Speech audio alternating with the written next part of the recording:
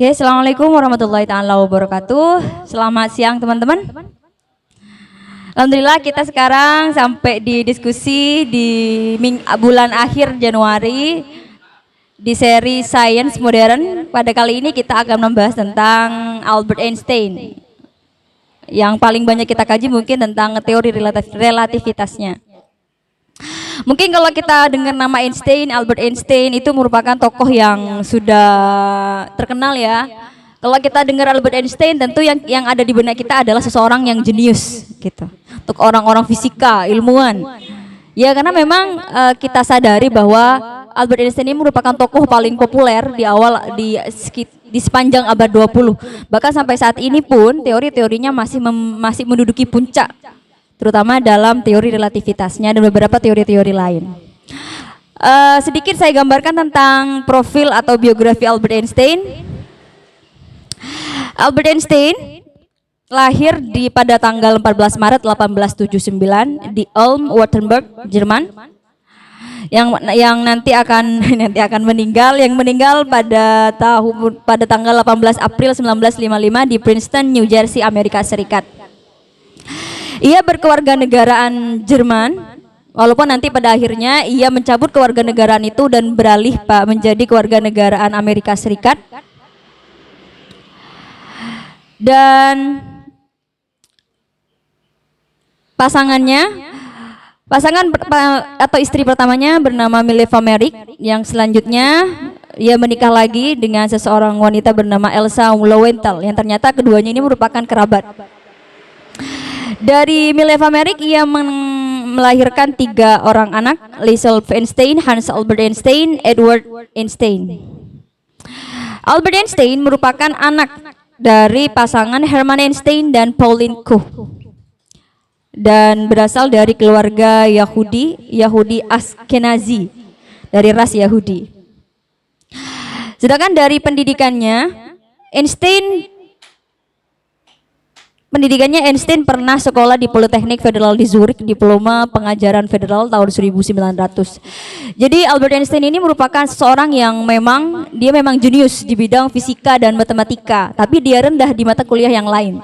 Makanya pada sekolah Politeknik Federal di Zurich ini dia lolos mendapat nilai terbaik, mendapat angka 6 dengan interval 1 sampai 6 di matematika dan fisika, tetapi kurang di bidang-bidang yang lain, tapi karena kebijakan direkturnya akhirnya dia diluluskan. Selanjutnya dia meraih gelar PhD-nya pada tahun 1905 di Universitas Zurich. Dan juga setelah lulus ia bekerja di beberapa institusi. Yang pertama, ia pernah bekerja di kantor paten Swiss pada tahun 1902 sampai 1909, mengajar di Universitas Bern, Universitas Zurich, Universitas Charles di Praha. Pernah juga mengajar di Universitas Humboldt Berlin, ini sekitar hampir Perang Dunia I. Universitas Leiden, Universitas for Advanced Study, dan terakhir di Universitas Oxford pada tahun 1931 sampai 1933. Tesisnya berjudul, saya baca terjemahannya aja ya karena agak susah baca bahasa Jerman, itu tentang penentuan baru dimensi molekuler yang membuat dia meraih gelar PhD-nya. Dan juga selain itu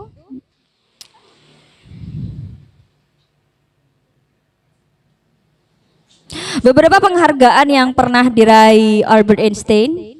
Ia pernah meraih Barnard Medal tahun 1920, pernah meraih penghargaan Nobel Fisika pada tahun 1921, medali Matteucci pada tahun 1921, Formam RS 1921 sebanyak 3 kali, Copley Medal, medali emas, Max Planck Medal, anggota Akademi Ilmu Pengetahuan Sosial, dan Time Person of the Century. Jika kita sekilas membaca tentang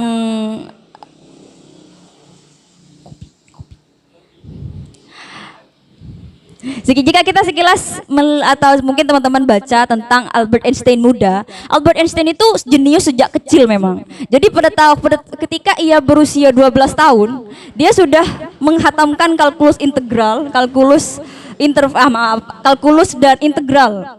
Dia sudah menghatamkan buku itu Sehingga pada ketika ia memiliki guru, private, guru private-nya sampai angkat tangan gitu. Kenapa? Karena dia sudah hampir menguasai semua teori-teori fisika. Bahkan buku-buku yang untuk sekelas orang dewasa untuk susah untuk memahami, dia sudah hatam rata-rata buku-buku itu. Ia juga peminat filsafat dan juga peminat musik. Karena ibunya merupakan pemain biola sehingga dia juga bisa bermain biola. Dan sedikit tentang Albert Einstein, tentang keluarganya. Ayahnya merupakan ilmuwan juga, merupakan ilmuwan yang pandai dalam segi listrik, kelistrikan. Makanya pada saat Einstein mau kuliah, dia diunjukkan untuk mengambil jurusan yang sama dengan ayahnya. Dan ibunya merupakan ibu rumah tangga biasa. Mengenai pernikahannya, dia pernah menikah dengan yang saya disebutkan tadi, Maleva tadi, dan melahirkan 3 orang anak. Tetapi pada waktu itu ternyata selama pernikahan itu ia mengalami keretakan dalam rumah tangganya, justru menyukai sepupunya yang bernama Elsa Roosevelt tadi. Elsa yang bernama Elsa. Akhirnya ia menikah dan akhirnya meninggal dan juga mencintai beberapa wanita-wanita yang lain. Itu sekilas tentang kisah asmaranya Albert Einstein. Dalam Albert Einstein sendiri, dalam beberapa teorinya memiliki 2 teori besar. Yang pertama teori relativitas dan mekanika kuantum yang menjadi 2 pilar fisika modern. Teori relativitas ini dibagi menjadi 2. Ada relativitas khusus dan relativitas umum. Yang pertama kali itu adalah relativitas khusus yang ia cetuskan pada tanggal 30 Juni yang diresmikan lah atau diterima menjadi sebuah teori pada sekitar tahun 30 Juni sampai 26 September 1905. Pada teori relativitas khusus ini banyak sekali yang dikaji oleh Albert Einstein. Yang pertama itu mengenai pembengkokan ruang dan waktu dan berkenaan dengan hukum Maxwell dan transformasi Galileo. Bagaimana sih sebenarnya teori relativitas khusus ini? Pada teori relativitas khusus ini ia mencontohkan ketika ada seseorang, misalkan kita sendiri menaiki sebuah kereta yang melaju dengan kecepatan tinggi dengan kecepatan konstan. Yang perlu diingat pada relativitas khusus ini kecepatannya konstan. Jadi ketika ada sebuah kereta, kita berada di dalam kereta, kita memegang koin dengan kecepatan atau laju kereta dalam kecepatan konstan, kita menjatuhkan sebuah kerikil misalnya, dan dia jatuh kemana? Ke bawah kan? Kerikil yang kita jatuhkan itu jatuh ke bawah ke tepi rel. Dan misalnya di luar sana ada orang yang memperhatikan kita. Nah, menurut Einstein, semua gerakan, baik orang kita sedang berada dalam sebuah kereta atau orang yang melihat ketika ia diam, ia melihat bahwa gerakan kerikil itu jatuhnya ke bawah. Itu menyebutkan bahwa hukum alam itu semuanya sama, baik benda yang melihat atau pengamat itu bergerak maupun pengamat itu diam dengan kecepatan konstan. Akan tetapi yang di sini menurut Einstein itu harus ada sesuatu yang mutlak begitu. Misalkan begini ya, kita mengamati sesuatu. Ketika kita memiliki sudut pengamatan yang berbeda, maka harus ada sesuatu yang konstan. Yang konstan di sini menurut Einstein adalah hukum alamnya itu. Jadi untuk orang yang kita berada di dalam, kita melihat bahwa batu itu jatuhnya ke bawah. Orang yang melihat di luar sana, yang di luar kereta, dia juga melihatnya dia jatuh ke bawah. Tetapi seakan-akan searah atau bengkok, seakan-akan mengikuti atau searah dengan jalur kereta atau begini. Saya langsung gambar aja ya. Ini merupakan represi saya dari membaca beberapa teori-teori Einstein, dan mungkin kalau teman-teman punya pandangan yang berbeda, saya persilahkan nanti ada sesi tertentu. Misalkan begini.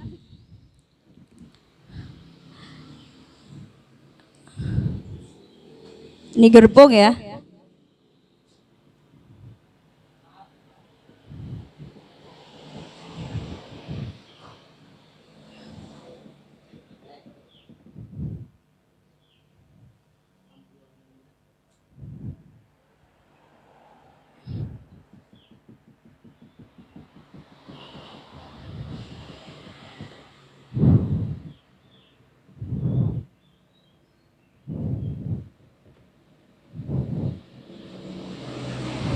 Nah, misalkan seperti ini.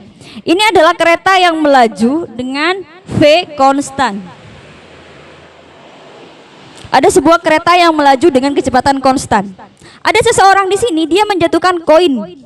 Maka koin itu jatuh ke bawah. Nah, orang yang di sini dia melihat koinnya jatuh ke bawah, tapi seakan-akan dia sedikit bengkok mengikuti arah laju kereta. Jadi ini yang dimaksud oleh Einstein. Makanya dalam teori relativitas khususnya ada dua postulat. Yang pertama adalah hukum fisika itu tidak berubah di semua kerangka acuan inersia. Maksudnya dalam inersia ini kecepatan konstan, yaitu kerangka acuan tanpa percepatan. Percepatan di sini adalah perubahan kecepatan, misalnya dipercepat atau diperlambat. Jadi ada kecepatan konstan, ada percepatan. Nah, jadi kalau pada relativitas khusus ini yang pertama adalah hukum fisika itu tidak berubah. Yang berubah adalah pengamatannya. Yang relatif itu adalah kita melihatnya. Kita melihat dari sudut pandang yang berbeda. Misalnya yang agak bengkok tadi, walaupun jatuhnya tetap ke bawah. Atau misalkan kita naik pesawatnya melaju sangat cepat. Ketika kita melempar koin ke atas, jatuhnya tetap ke bawah. Kenapa bisa jatuh ke bawah? Karena ada hukum alam yang tidak berubah, hukum alam yang mutlak. Kalau misalkan tidak ada hukum alam yang mutlak, bisa jadi saat kita melempar koin ke atas, jatuhnya ke belakang, gitu ya.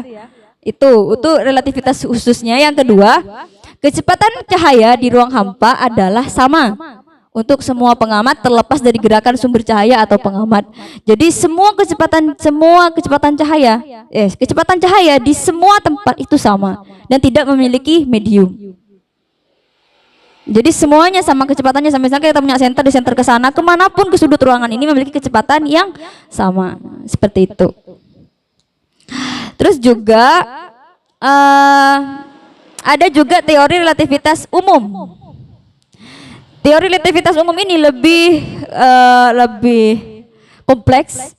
Dan sebenarnya yang saya jelasin tadi hanya sekilas, secuil dari teori relativitas khusus. Mana?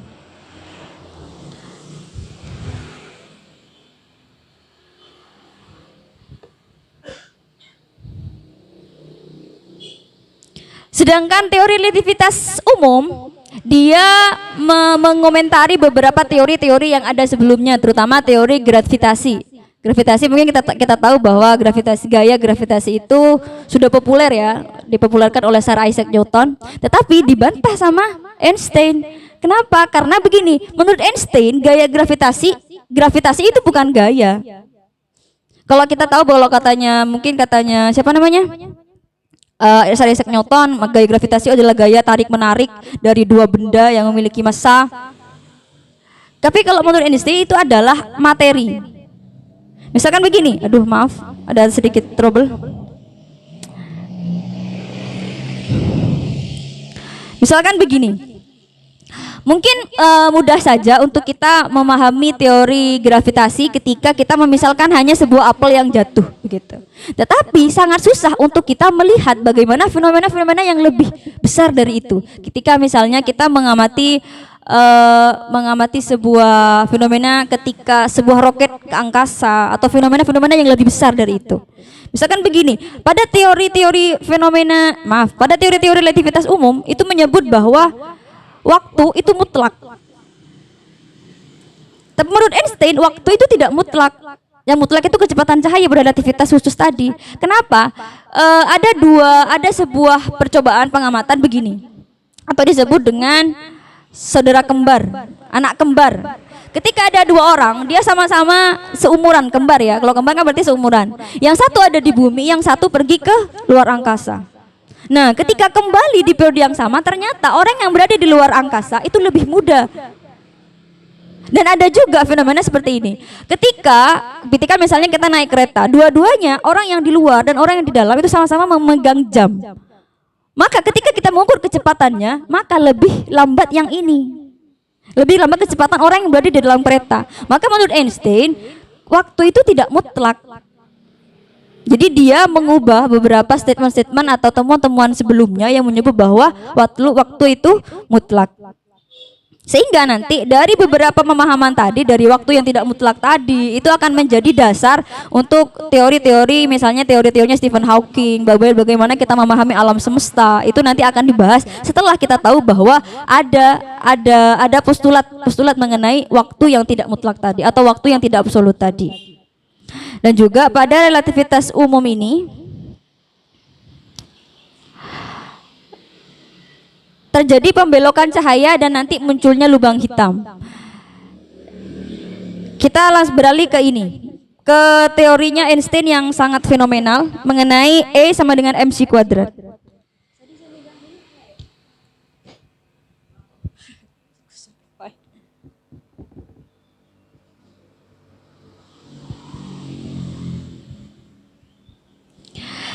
Ini merupakan rumus kesetaraan materi dan massa dan energi yang fenomenal.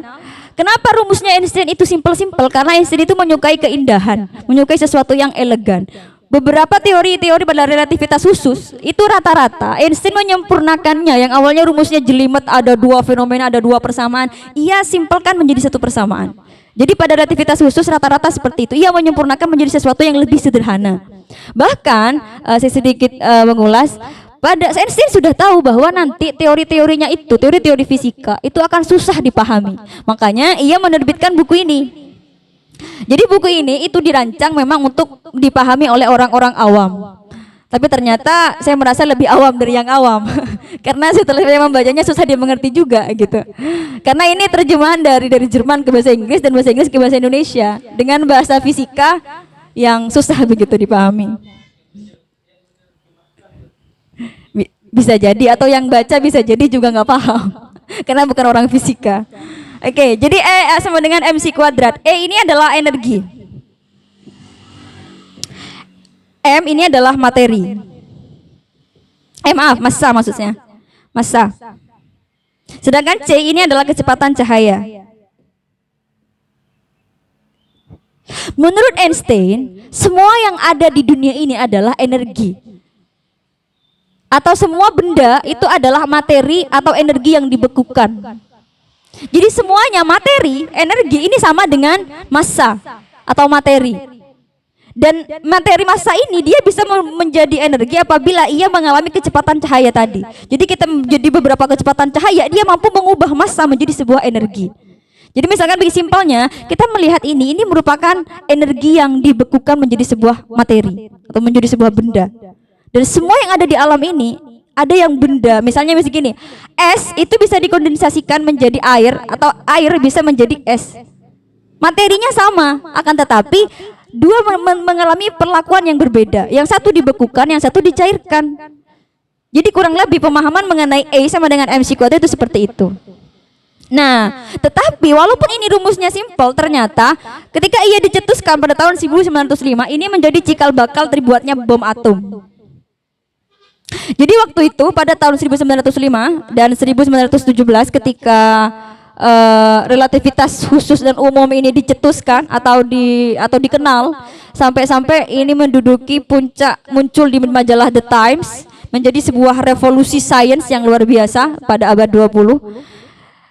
Waktu itu ketika Albert Einstein sedang berada di Amerika Serikat, sebelumnya ketika Perang Dunia I, bom atom atau cara memerakit dari rumus ini menjadi sebuah bom itu sudah diketahui oleh Jerman.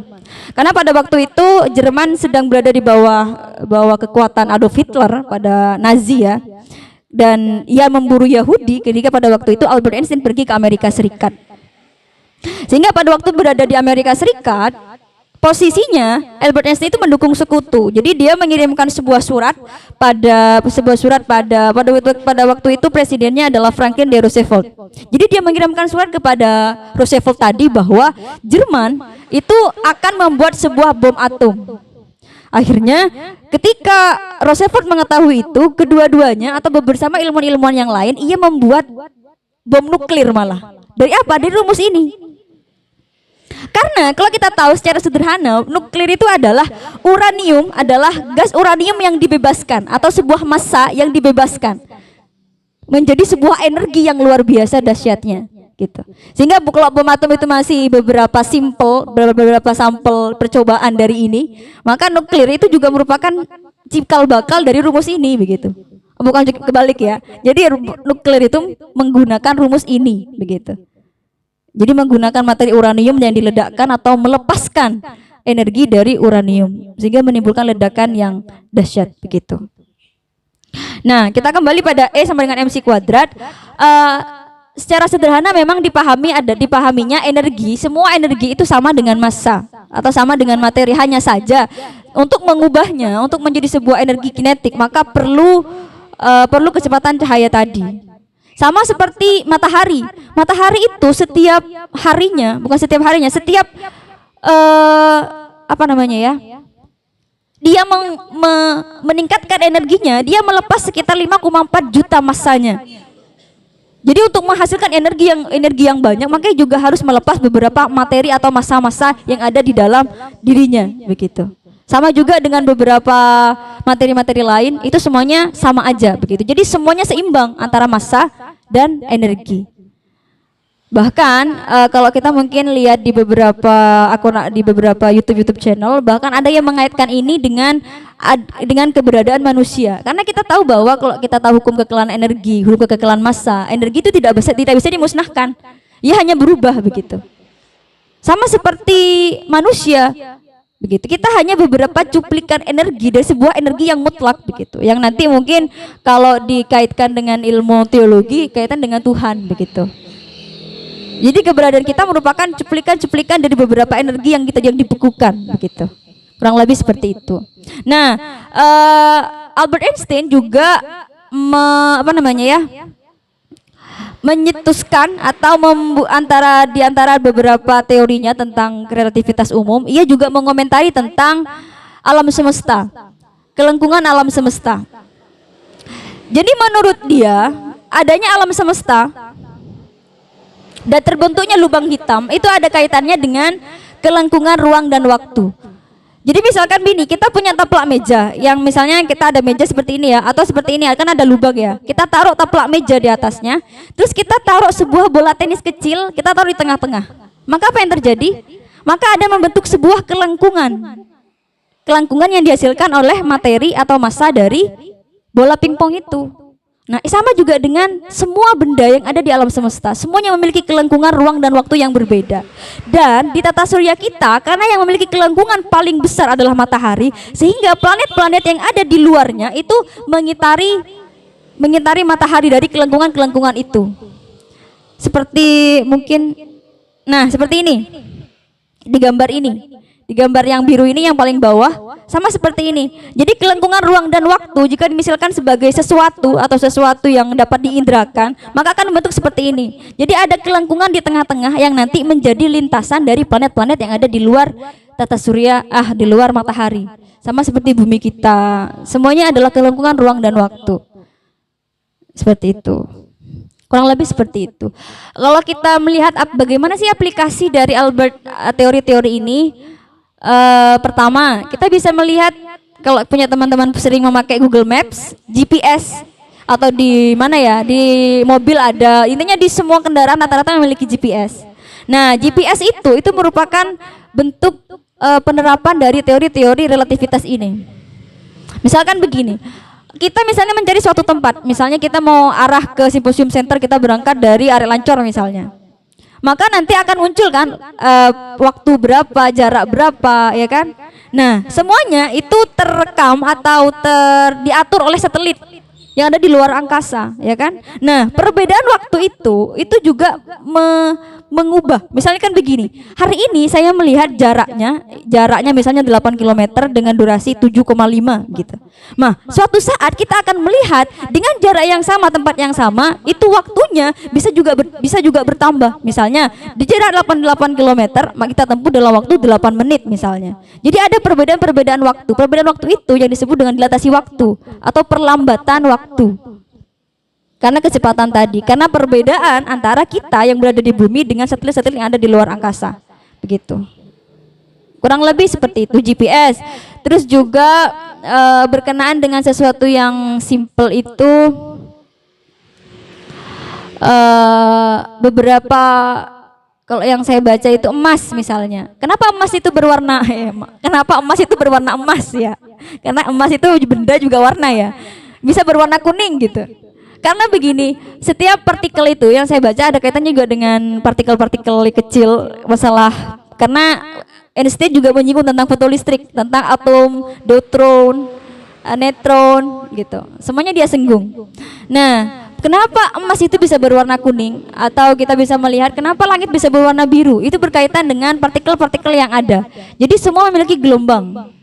Nah, frekuensi yang karena emas di sini partikelnya cukup berat dan ia hanya memiliki satu elektron dan agak rapat sehingga menghasilkan frekuensi yang tinggi sehingga ia menghasilkan warna keemasan tadi. Sama seperti langit, kenapa langit berwarna biru? Itu karena frekuensi paling rendah itu adalah warna biru.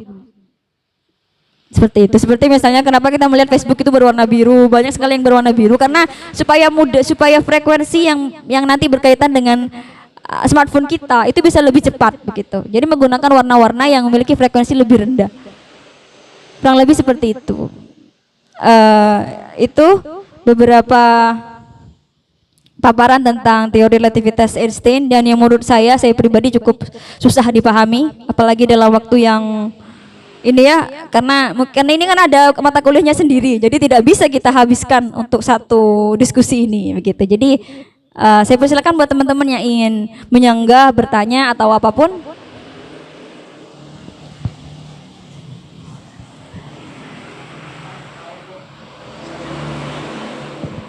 Oh iya, Einstein ini merupakan pembantu Zionis. Dia merupakan salah satu dewan yang membuat Universitas Ibrani di Yerusalem. Jadi dia mendukung gerakan-gerakan Zionis. Tapi dia juga orang-orang yang mencintai kemanusiaan. Ia menyebut bahwa salah satu yang ia paling sesali selama dia hidup adalah ia pernah menandatangani pembuatan bom nuklir bersama Franklin D. Roosevelt tadi. Karena dia tidak menyukai peperangan. Makanya ia bersahabat dengan Chaplin, ia saling bertukar surat dengan Mahatma Gandhi. Dia sangat menyukai kemanusiaan. Seperti itu. Tapi dia tetap membenci Jerman atau membenci bukan Jerman ya, membenci Nazi gitu. Ya seperti itu, silakan. Ya, bismillahirrahmanirrahim. Langsung saja ya. Jadi kalau saya menangkap garis besarnya itu dari beberapa paparan tadi dan yang saya baca, kalau relativitas khusus, kan dimulai dari relativitas khusus. Kalau relativitas khusus itu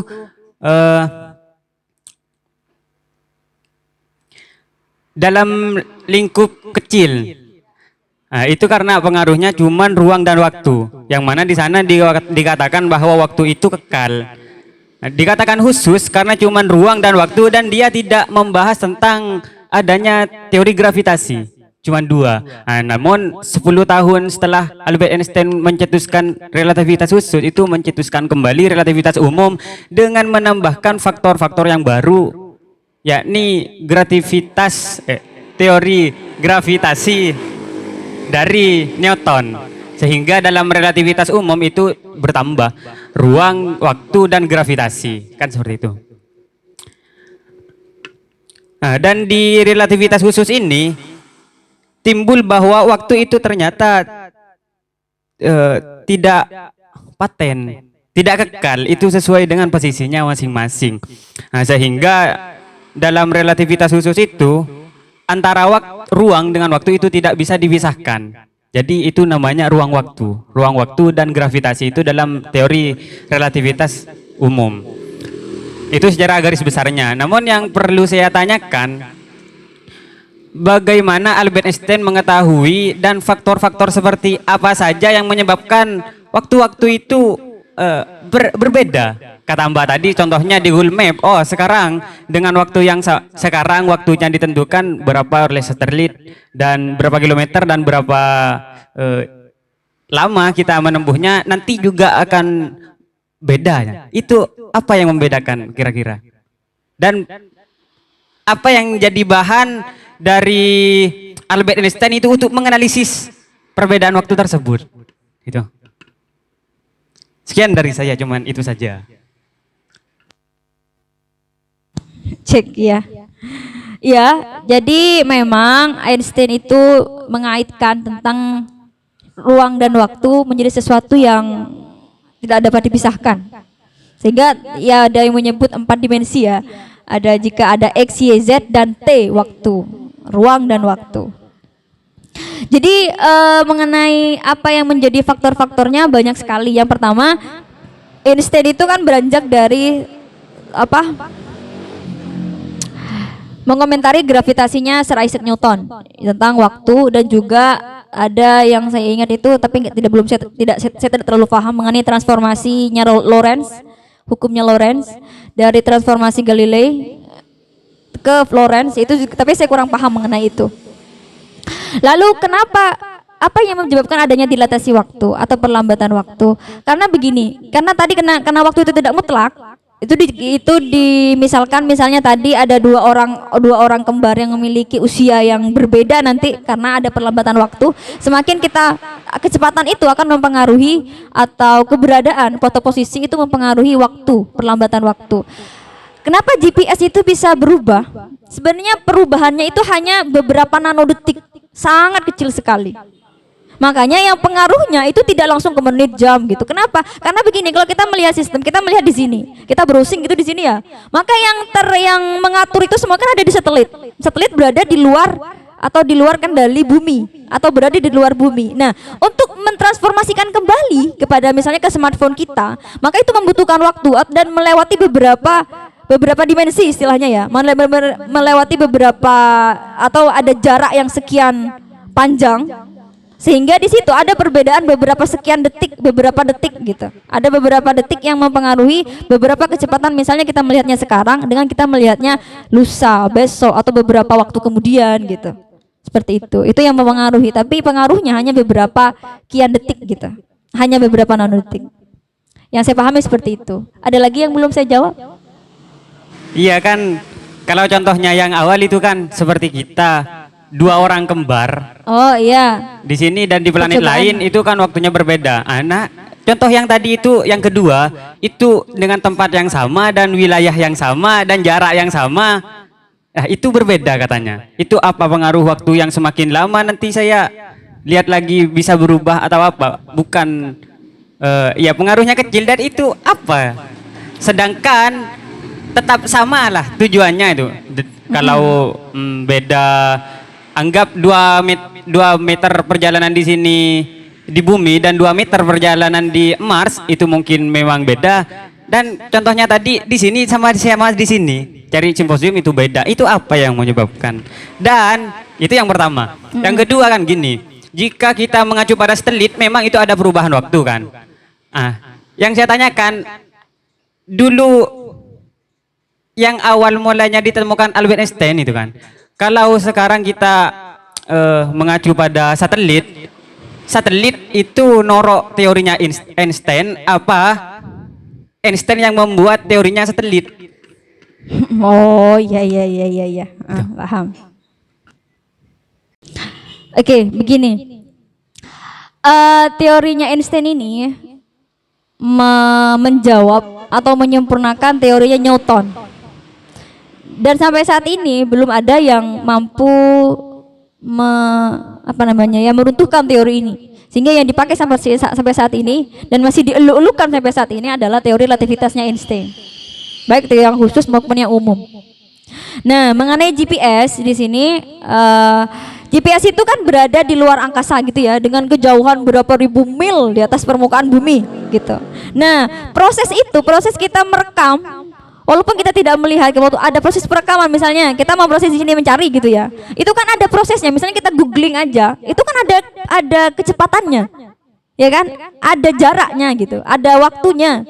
Nah, waktunya walaupun itu hanya sekecil atau cepat, itu juga ada waktu. Nah, proses mencarinya itu atau memerlukan beberapa kian detik, atau memerlukan beberapa jarak yang beribu-ribu mil ke satelit untuk terekam kembali, untuk diproses kembali ke smartphone kita.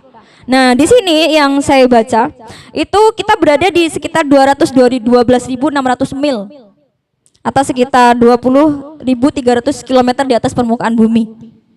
Sehingga bergeraknya itu sekitar 10.000 km per jam, sehingga terdapat dilatasi waktu atau perlambatan sekitar 4 mikrodetik setiap harinya. Dan itu belum dikena gravitasi. Jadi ada sekitar perubahan sekitar 4 mikrodetik sampai 7.000 nanodetik. Itu dari gravitasi. Jadi perubahan itu, proses itu walaupun hanya kecil sekali, itu juga ada. Kenapa? Karena prosesnya bukan dari, misalkan emasnya di sana ya, bukan prosesnya dari sini ke sini, tapi proses ke atas dulu baru terekam ke sana gitu. Atau terekam ke HP kita kembali. Walaupun sangat kecil sekali, tapi juga ada dilatasi waktu. Seperti itu. Dan mengenai dua orang anak kembar tadi, dalam percobaannya mungkin yang sempat saya katakan waktu Stephen Hawking mengenai Interstellar ya, itu beberapa sebuah film yang menggambarkan tentang dilatasi waktu. Ketika ada dua orang kembar, dia satunya keluar angkasa, satunya ada di bumi, maka ketika ia pulang, ia jauh lebih muda dibandingkan saudara kembarnya. Bahkan jauh sekali. Hal itu kenapa? Karena ada perbedaan ruang dan waktu. Ketika berada di bumi dengan berada di luar bumi, ada dilatasi perlambatan sehingga ia lebih muda dibandingkan orang yang atau saudaranya yang berada di bumi.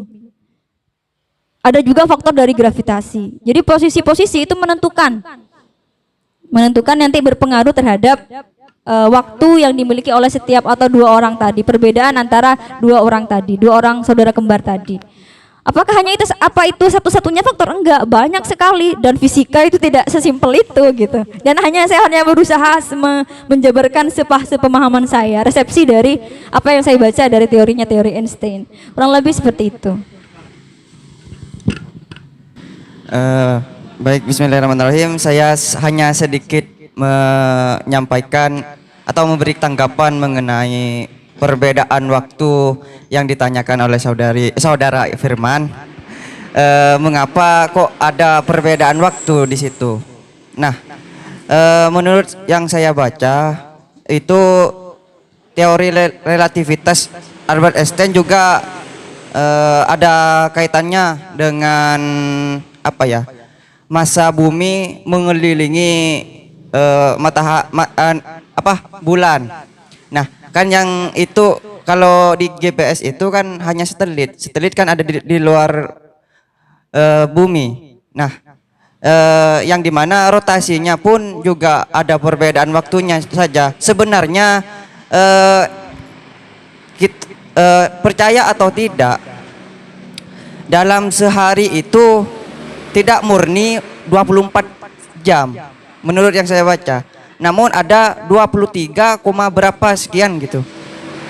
Nah, hal ini dibuktikan dengan adanya fenomena tahun kebisat yang mana habis dibagi 4. Yang terjadi kalau ditinjau dari bulan Februari yang dimana jumlahnya harinya itu ada 29 hari. Nah, itu sudah menjadi acuan bahwasanya terjadi perbedaan waktu.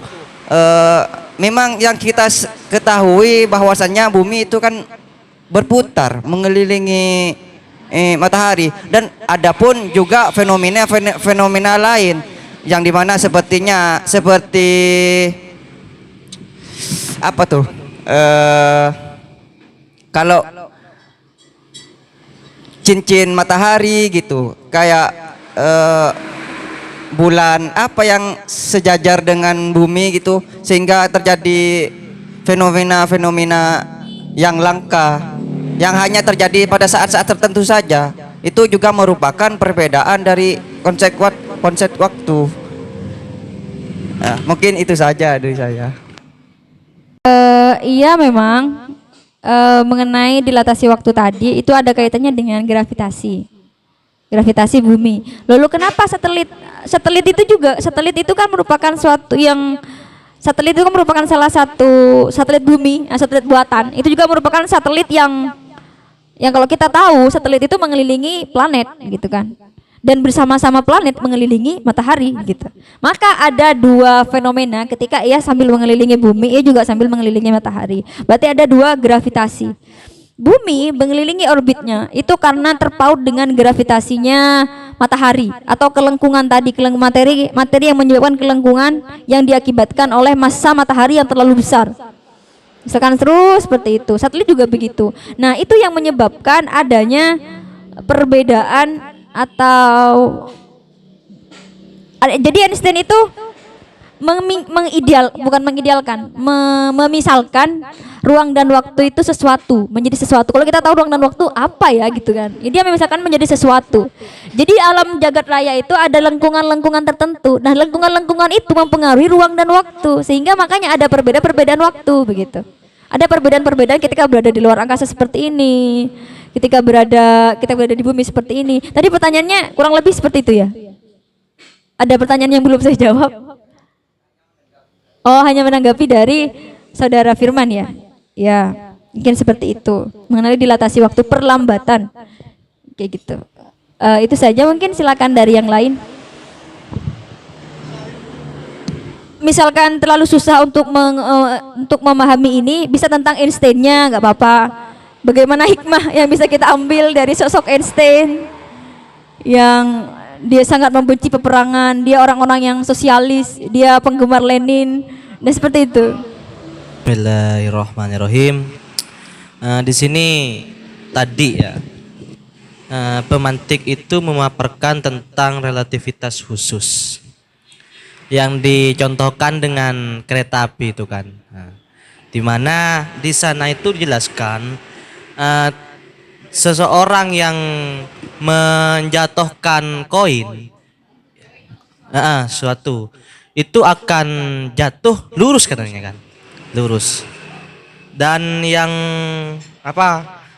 bengkok itu hanya cuman pengamatan dari luar, dari orang yang mengamati. Cuman kayaknya di sini tuh terlalu kalau semisalnya setiap ada benda yang jatuh itu dinyatakan langsung lurus. Contohnya sebenarnya tergantung massa dan beratnya. Kalau semisalnya yang dijatuhkan itu kayak kacang, itu mungkin akan tambubi angin, nah itu kan jadi bisa melengkung. Seperti itu. Mungkin bisa dijelaskan oleh pemantik tentang koin yang jatuh itu barusan.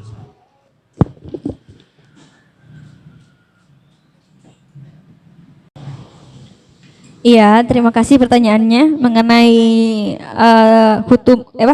hukum teori relativitas khusus. Jadi memang disadari oleh Einstein ada beberapa faktor lain, tetapi di sini ia mengabaikan faktor-faktor itu. Misalkan begini, sebuah rumus fisika jika kita melihat ada beberapa faktor lain yang mempengaruhi, kita abaikan dulu gitu. Kita letakkan, misalkan semua benda itu jatuh, misalkan nanti ada faktor lain, maka nanti bisa dihitung kira-kira faktor lain itu kecepatannya berapa begitu. Tetapi secara hukum alam yang mutlak yang dijadikan acuan, jatuhnya ke bawah gitu loh.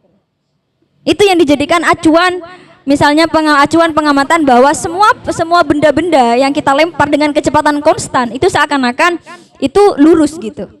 Misalkan begini, bagaimana kita tahu kita berada di bumi ini? Padahal bagaimana kita sadar bahwa bumi kita ini berputar? Padahal kita tidak merasakannya gitu. Kenapa? Karena ada perputaran atau rotasi yang sedemikian cepat gitu. Bahkan ketika berada di kereta, ketika kita berada di pesawat, dengan kecepatan yang hampir 1000 km per jam, yang kalau kita naik sepeda motor 100 km per jam itu sudah ngebut luar biasa. Dengan kecepatan pesawat itu bisa sampai 1000 km per jam, kita tidak merasakan apa-apa gitu. Bahkan kalau kita melempar koin jatuhnya tetap ke bawah. Kenapa? Itu menjadi acuan atau hukum alam bahwa walaupun kita bergerak atau walaupun kita diam, pengamatannya tetap sama. Seperti itu. Cuman penglihatannya tadi, karena misalkan kita di sini melihat dari sana, oh kelihatannya kena angin, anginnya agak bengkok gitu. Seakan-akan ia terbawa searah dengan arah kereta. Kurang lebih seperti itu. Jadi kalau dalam fisika itu semuanya termasuk. Jadi ada faktor-faktornya nanti. Makanya ada perhitungan-perhitungannya, ada rumus-rumusnya untuk menghitung, misalnya ada kecepatan dipengaruhi oleh kecepatan ini, dipengaruhi oleh massa sekian gitu. Seperti itu. Di sini kan tuh hukum fisika itu berarti tidak dapat berubah kan. Hukum fisikanya tidak dapat berubah. Hukum alamnya hukum yang tidak alamnya berubah. Fisika relatif. Hukum fisika banyak sekali kan, jadi relatif. Berarti hukum alamnya tidak berubah. Kalau benda dijatuhkan pasti ke bawah. Dan yang dapat berubah itu hanya pengamatannya saja. Catatan untuk relativitas khusus itu kecepatannya konstan. Tapi kalau relativitas umum itu ada percepatan, bisa diperlambat. Misalnya kita naik sepeda motor terus kita rem mendadak, berarti langsung ada perlambatan sekaligus kan? Atau dari baru nyalain langsung wong misalnya. Itu kan ada kecepatan atau pertambahan kecepatan. Itu percepatan, bukan kecepatan konstan. Gitu. Ya, saya sebenarnya tidak begitu paham mengenai ini karena sangat rumit sekali. Terlebih ketika sampai pembahasannya mengenai mengenai ruang angkasa, kelengkungan waktu itu. Ya, saya cuma pengen tahu aja, pertanyaan saya mengenai awal mula kenapa Einstein ada mengeluarkan relativitas khusus.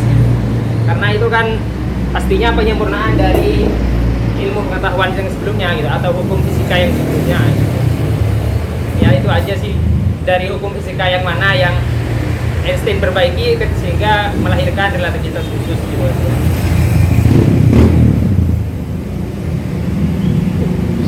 Gak apa-apa sih ya, Jangan. Ribet ki mun lepas. Iya, jadi memang pada relativitas khusus itu ada beberapa penyempurnaan. Misalnya dia mengomentari tentang punya Maxwell, punyanya Galileo Galilei. Ada transformasi misalnya di sini yang salah satu saya sebut siapa tadi ya? Yang Maxwell itu menyebut seperti ini. Awalnya misalkan pada magnet. Ada dua magnet yang misalkan ini magnet ya. Ada magnet ini kumparan. Jadi menurut kalau yang Maxwell ini dia memberikan dua fenomena, dua persamaan. Misalkan yang ini magnet didekatkan ke kumparan atau yang kumparan mendekati magnet gitu. Nah, ini menjadi dua persamaan. Sehingga menurut Einstein, dua persamaan ini sebenarnya fenomena yang sama. Kenapa harus dibedakan? Jadi ia mengomentari itu. Terus juga mengomentari tentang punyanya Galilean atau punyanya teori Galileo Galilei mengenai pengamatan terhadap sesuatu yang misalnya ada seseorang yang berada di puncak gitu, mengamati sebuah fenomena dengan orang yang berada di pesawat misalnya. Dan sebenarnya itu bisa dihitung menggunakan rumus-rumus yang lebih sederhana. Jadi rumusnya panjang. Kalau saya lihat di sini, harus yang saya berjabarkan itu agak susah.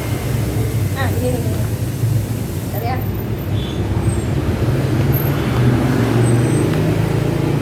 Jadi kalau disempurnakan dari transformasi Galileo ini, jadi kalau disempurnakan lagi nanti akan kena ke transformasinya Lorentz gitu. Jadi semuanya dikait-kaitkan. Jadi yang awalnya semuanya ribet itu lebih disempurnakan oleh Einstein menjadi rumus yang lebih sederhana. Kurang lebih seperti itu. Terus juga tentang mengenai kelengkungan waktu itu tidak terlepas dari ilmuwan lain. Misalnya ketika ia bicara tentang Big Bang, pemuaian alam semesta, itu berkaitan dengan teori Big Bang-nya Hubble. Dia juga berkaitan dengan ilmuwan lain, misalnya dalam teori-teorinya ia bekerja sama dengan beberapa ilmuwan malah. Misalnya ketika ia bicara tentang persamaan medan gerak Brown, ia bekerja sama dengan salah satu siapa namanya saya lupa. Misalnya ini ya, saya ambil beberapa contoh. Misalnya ketika ia rumusnya tentang energi sama dengan H per HF, H dikali F itu berkaitan dengan teorinya Planck itu atau dikombinasikan dengan teorinya Einstein. Jadi semua teori-teorinya yang ia hasilkan itu berkaitan dengan ilmuwan lain. Itu menjadi referensi istilahnya. Dan ada juga yang disempurnakan. Ada juga yang dianggap dia diganti. Misalnya teori Sir Isaac Newton tadi itu diganti menjadi teori gravitasi. Kita memahami alam semesta. Kurang lebih seperti itu. Agak jelimet ya pembahasan di saya ya.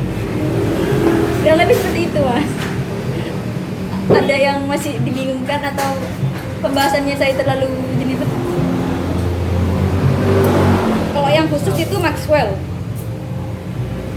dan siapa lah tadi? Galileo, transformasi Galilean.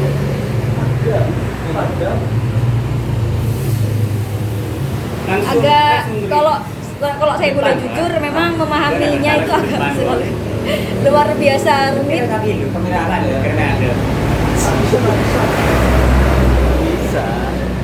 Mungkin dari teman-teman yang lain.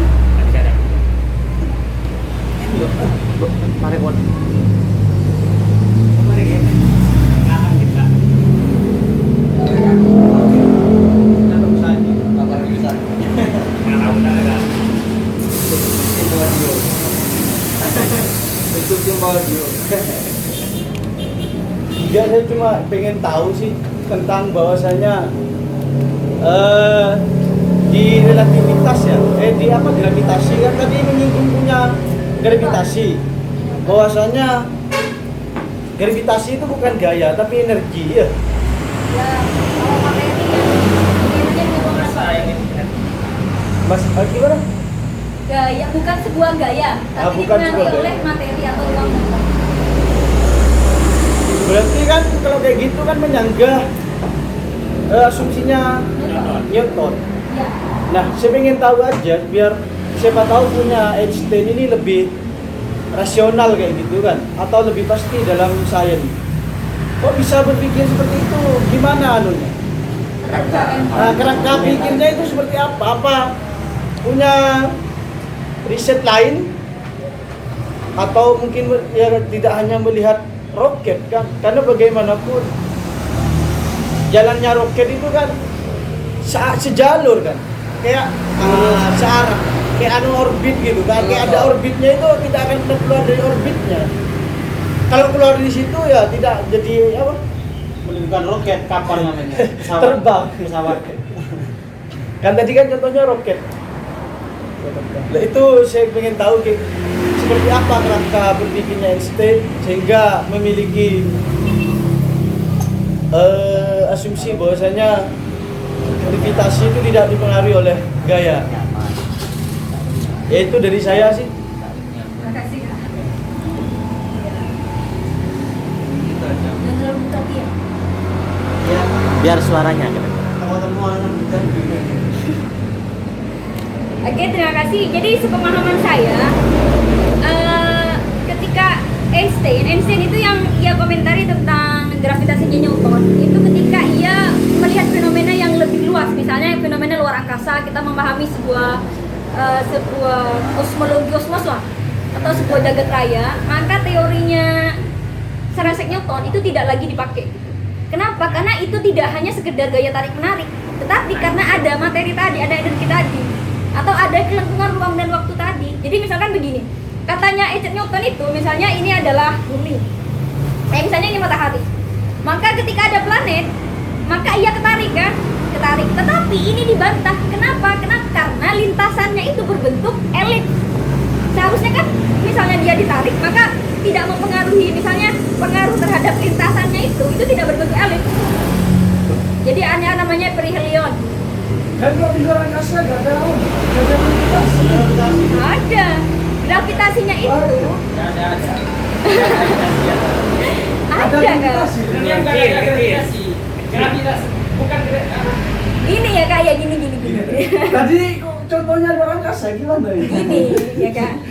Gravitasi itu berkaitan dengan benda. Kalau kita pahami Newton, gravitasi berkaitan dengan benda. Bumi punya gravitasi, tetapi misalkan di luar angkasa, misalnya ini bumi, medan gravitasinya itu segini. Jadi misalkan ada astronot keluar, ketika ia masih berada di sekitar gravitasi, jadi ketika dia berada di sekitar medan gravitasi dia ketarik. Tetapi luar dari itu maka nggak ada gitu. Sehingga dia tidak bisa berdiri, tidak ada udara istilahnya. Berarti ruang tanpa udara. Bumi yang ada gravitasi. Semua ada. Begini Mas ya, dia jelasin ulang ya. Gini. Ini sepemahaman saya ya, jadi nanti misalnya ada pendapat yang berbeda, memahami berbeda, bisa dirubah. Ada menghapus. Gak ada menghapus. Ini ambil. Ya, tak nanti kamu kayak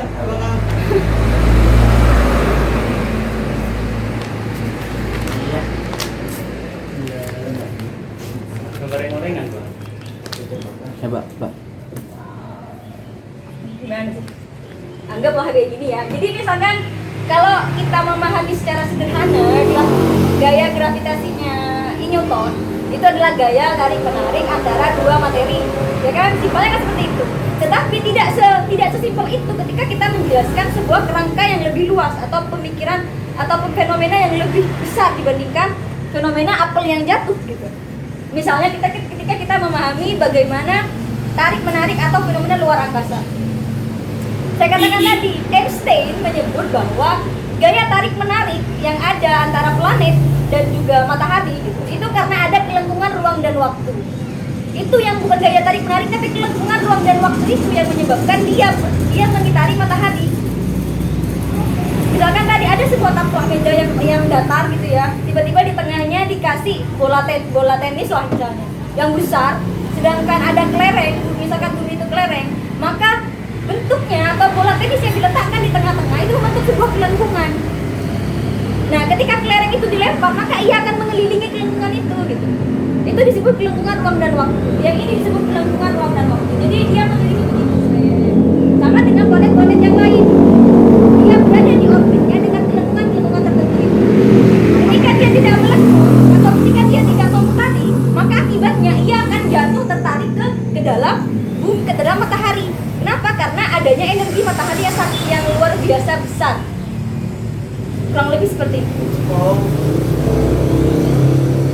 Iya, seperti itu. Bisa dipahami? Sebenarnya banyak sekali mungkin yang mempengaruhi, cuman ini yang pengalaman saya secara sederhana gitu. Mengenai gaya tarik menarik antar planet. Seperti itu, Kak. Sebenarnya juga setahu saya karena kan menyempurnakan dari hukum Newton itu kan ya, Iya. gravitasi. Kemudian hemat saya dari saya yang pernah saya buku baca-baca itu bukan gravitasi sih, itu tarik menarik itu bukan karena gravitasi, walaupun di bumi pun bukan karena gravitasi itu. Karena kita menjatuhkan ini bukan karena gravitasi, tapi juga ada kelengkungan waktu juga di bumi itu. Cuma kita kan berapa kali masanya bumi kan, cuma nah itu yang akhirnya tetap gak ada kelengkungan seperti yang di luar angkasa gitu kan. Karena kalau di ruang angkasa antara nilai masanya si matahari dengan planet-planet di sekitarnya itu kan ini apa ya, nggak seperti perbandingan bumi dengan kita gitu, yang masanya nggak ada nilainya gitu kan, sekian juta atau miliar masa perbandingannya gitu. Jadi mungkin penyempurnaan gravitasi Newtonnya di situ gitu. Artinya tarik menarik itu bukan karena gravitasi gitu, karena ada kelengkungan ruang dan waktu. Ada kita nih ada di sebuah ruang gitu, ruangannya itu melengkung gitu. Artinya ruang yang kita pikirkan itu bukan ruang yang kaku gitu ya. Ruang itu ya kayak kain itu ya yang dianalogikan Mbak Binda itu. Ya fleksibel gitu. Ruang itu di alam semesta ini fleksibel. berarti sekali-kali bisa datar.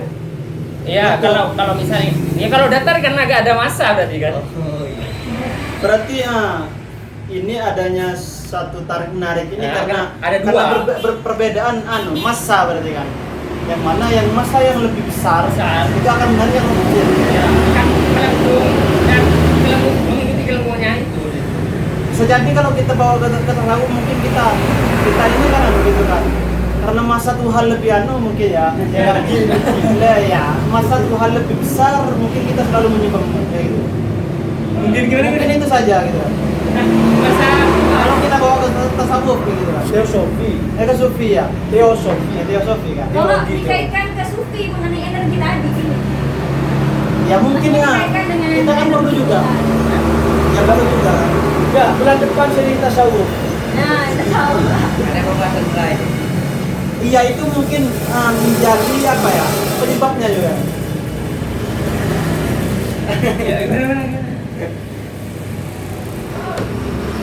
Gimana ya? Ya gitulah Kak. Kok bingung gitu bisa bentar kan? Bisa memikir. Enggak, kalau terkait kecepatan itu kecepatan konstan itu bergantung pada apa? Apakah energi atau massa? Yang mana yang khusus, Kak? Ya khusus umum lah masa. Saya ini awam di sains. Saya juga awam. Saya perlu banyak bertanya sebenarnya untuk lebih tahu kayak gitu kan. Kan tadi dijelaskan tentang kecepatan. Saya berpikir kecepatan itu bergantungnya pada energi atau pada apa tadi? Massa itu atau M lah. Kayaknya enggak.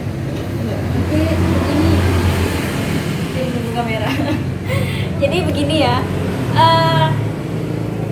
Apa yang mempengaruhi kecepatan? Yang mempengaruhi kecepatan itu kalau mungkin teman-teman pahami waktu kita SMA ya, yang mempengaruhi adalah massa dan waktu. Makanya nanti untuk mencari kecepatan massa per waktu yang membentuk satuan meter per sekon.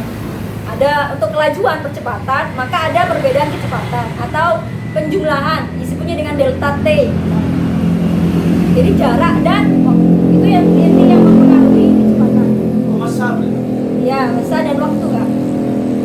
Makanya kalau kita bukan masa sebenarnya jarak, bukan masa jarak gitu. Makanya kalau kita naik sepeda, yang menjadi berapakah kecepatan kita, yaitu diukur dari berapa jarak yang kita tempuh per berapa waktu yang kita habiskan untuk menempuh jarak itu. Ya? Jadi itu yang mempengaruhi kecepatan. Jadi kalau kecepatan konstan, kecepatannya sama, tidak ada berubah-ubah. enggak pengaruh. Lain selain pertanyaan Mas ya, ini mengenai kecepatan gitu. Jadi kecepatan konstan itu kecepatannya tetap. Misalnya kereta itu nggak ngebutnya itu kecepatannya sama gitu. Misalnya kalau 100 ya 100 terus. Makanya disebutnya kecepatan konstan. Jadi pengukurnya itu ada lagi, biasanya beda persamaan gitu antara percepatan dan kecepatan. Oh berarti kecepatan konstan itu kecepatannya Tetap. Itu untuk yang khusus. Kalau yang umum itu ada percepatan tadi. Makanya di sini ada kecepatan menggunakan kecepatan cahaya. Itu untuk mengukur energi. Kalau disebut Oh kalau energi gak ada pengaruhnya. ini Kak, kalau energi itu massa dengan kecepatan cahaya. Kecepatan cahaya itu konstan. Kalau yang saya tidak salah 8 kali 10 pangkat 8. Jadi 800 juta. 800 juta. Itu untuk kecepatan cahaya. Jadi untuk merubah menjadi energi maka membutuhkan kecepatan cahaya yang sebegitu besarnya untuk mengubah menjadi sebuah energi. Enggak, saya rencana membuat nuklir soalnya. Bisa. Jadi harus tahu rumus kayak gitu. Saya ingin buat nuklir yang kecepatannya ingin melebihi kecepatan cahaya. Lebih kecepatan cahaya. Jadi Bukan maksudnya daya ledaknya ini yang massa yang dihasilkan itu pengen blok kayak gitu kan. Pengen yang mana yang boleh bom? Dipakai buat apa? enggak kan kayaknya hari ini kan bagaimana Cina yang sudah ingin membuat matahari buatan yang bahkan berlipat-lipat itu panasnya melebihi matahari yang asli kan kayak gitu. Tidak kan sudah ada. Sudah menjadi proyek besar hari ini kan. Sudah tidak berpikir proyek teknik sipil aspal ya Mas ya. Sudah proyeknya sudah buat matahari dan bulan. Antisipasi kiamat berarti. Ya, kalau lebih seperti itu. Jadi sebenarnya Oh ya, terkait janjinya pemantik tentang bagaimana Einstein membicarakan kosmologi. kosmologi tadi Ya tadi kan ada kosmologi kan. Stephen Hawking apa? Oh iya. Jadi mengenai dilatasi waktu, mengenai kerapatan, mengenai kelengkungan itu nanti menjadi landasan Stephen Hawking membuat teori-teori tentang apa namanya? Big Bang, black hole. Sebenarnya black hole itu juga disinggung sama Einstein. Jadi ketika membicarakan tentang apa namanya? Apa tadi black hole? Black hole maksudnya. Jadi ketika membicarakan tentang black hole, ada beberapa yang istilahnya disinggung oleh Einstein. Misalnya seperti ini. Ada sudah ya. Ini seperti ini. Jadi penelitian tahun 2019 lalu itu ternyata black hole terdeteksi oleh satelit kita, oleh NASA. Itu jaraknya sekitar 54 juta tahun cahaya. Jadi sudah, maksudnya begini, kalau kita tahu black hole itu bisa menyedot segala macam, bahkan cahaya pun bisa disedot, maka 55 per juta tahun itu sampai terdeteksi oleh NASA kita tahun 2 tahun kemarin, itu berarti merupakan fenomena yang benar terjadi gitu, akan terjadi untuk kepada planet kita. Seperti ini. Nah, sudah ya, bentar ya. Nah. Berarti Sakakala sudah terdeteksi. Bisa jadi. Kita bahas di tasawuf nanti. Nah, jadi fenomena kalau katanya Einstein, ini yang saya pahami ya, saya nggak dengar langsung. Jadi adanya Big Bang, ketika ia setuju, ia sepakat dengan katanya Hubble tentang Big Bang bahwa terjadi pemuaian alam semesta, dan ia juga menyetujui atau bersepakat dengan adanya black hole. Black hole itu juga kaitannya atau mendukung atau sejalan dengan teorinya tentang kelengkungan ruang dan waktu. Jadi kalau menurut Einstein, black hole itu merupakan kelengkungan ruang dan waktu yang sangat curam, yang sangat ekstrim. Jadi misalkan tahu palung laut. Nah, palung laut itu saking semakin dalamnya itu semakin gelap. Kenapa? Karena semakin ke dalam kerapatannya semakin tinggi, kelengkungan ruang waktunya itu lalu curam gitu. Sehingga ia mampu menarik atau mendistorsi ruang dan waktu, bahkan cahaya pun dapat terdistorsi oleh black hole gitu. Itu katanya Einstein. Ada nggak makan saya? Ini resepsinya saya pahami. Kayak gitu, bahkan cahaya pun tidak akan bisa lolos dari black hole karena saking curamnya black hole. Tentang kosmologi. Nah, kalau kosmologi secara luas, ia menyebutnya bahwa alam semesta ini yang ya tapi jangan disinggung sedikit aja ya, karena kita kan membahas relativitas. Jadi sedikit yang saya tahu tentang kosmologinya, ia mengatakan bahwa alam ini itu berhingga. Mengatanya seperti itu. Karena berhingga. Alam berhingga, tetapi mencari batasnya itu nggak bisa gitu. Oh, tak hingga. Iya, berhingga, tapi mencari batasnya itu susah gitu. Terhingga berarti. Ya ada batasnya berarti. Masih susah mencari batasnya. Masih mencari batas gitu. Kita masih dalam proses mencari batas itu. Belum mencari kelengkungan itu berarti. Hah? Kalau itu saya percaya juga bahwa Dalam semesta. alam semesta itu berhingga tapi tidak terbatas. Tidak bisa menemukan batasnya gitu. Karena kita tahu bahwa tata surya ini aja itu sudah sedemikian jauh, itu masih satu tata surya. Di galaksi kita ada ribuan atau jutaan tata surya. Di dalam alam semesta ada jutaan galaksi gitu. Dan untuk mendeteksi itu, saya rasa kemampuan manusia harus lebih tinggi lagi gitu kan untuk mendeteksi. Makanya di sini ada energi, menurut Einstein ada kaitannya dengan energi dan MC kuadrat, bahwa semuanya itu berasal dari partikel yang sama tapi berubah-ubah. Energi kan kekal, artinya dia hanya berubah-ubah gitu. Membentuk planet, membentuk ini, ada juga yang pecah membentuk energi lagi gitu. Jadi semuanya sama. Makanya kalau ada yang menyebut jika dikaitkan dengan Tuhan, seakan-akan Tuhan itu memiliki energi yang tidak terbatas dan tidak akan pernah mati gitu. Dan manusia itu merupakan pantulan dari beberapa energi itu, yang pada akhirnya juga kembali pada energi yang sama gitu. Kurang lebih seperti itu sih. Iya, itu arahnya tasawuf. Bisa disebutkan manusia adalah Tuhan. Kita berasal dari energi-energi itu. Kita kan memiliki sifat-sifat ketuhanan. Percikan Tuhan. Tapi pakai TJ. Manifestasi. Manifestasi. Kita manusia adalah manifestasi Tuhan gitu ya. Ketemu Itu sih. bulan depan aja. Ya, ketemu sesi bulan depan. Enggak sesuai dari janji Mati ya Kak, yang mau Kapan sih janji? yang mau di apa? Kapan sih janji? Dihubungkan dengan Al-Qur'an. Kapan saya bilang? Kemarin dia kan Gak ada bukti otentik kan? jamin dia ada. Gak ada. Tapi artinya lebih dari seorang. Gak, bisa jadi ada konspirasi. Seperti itu. Jadi kaitannya ke sana. Tapi kalau Saya masih ingin berhayal tentang kelengkungan itu. Dan namanya datang ya udah bola pingpong ya. Saya ingin berhayal. iya. Semoga aja hayal saya mungkin apa lagi. Hayal saya nyampe kan. Sebenarnya memahami fisika ini agak sangat luar biasa rumit. Jadi mungkin yang saya harapkan tadi teman-teman bisa bertanya mengenai sosok-sosok Einstein supaya nanti kita bisa ambil beberapa hikmah-hikmahnya gitu. Karena untuk memahami fisika luar biasa gitu. Yang saya sebut tadi lebih dari orang awam biasa gitu. Untuk sekedar otak normal biasa itu susah untuk memahami fisika. Kurang lebih seperti itu. Tentang Einstein. Einstein itu disebut pasif tadi. Dia penganut pasifisme. Orang-orang yang membenci peperangan. Itu sih, jika tidak ada mungkin saya tutup atau gimana?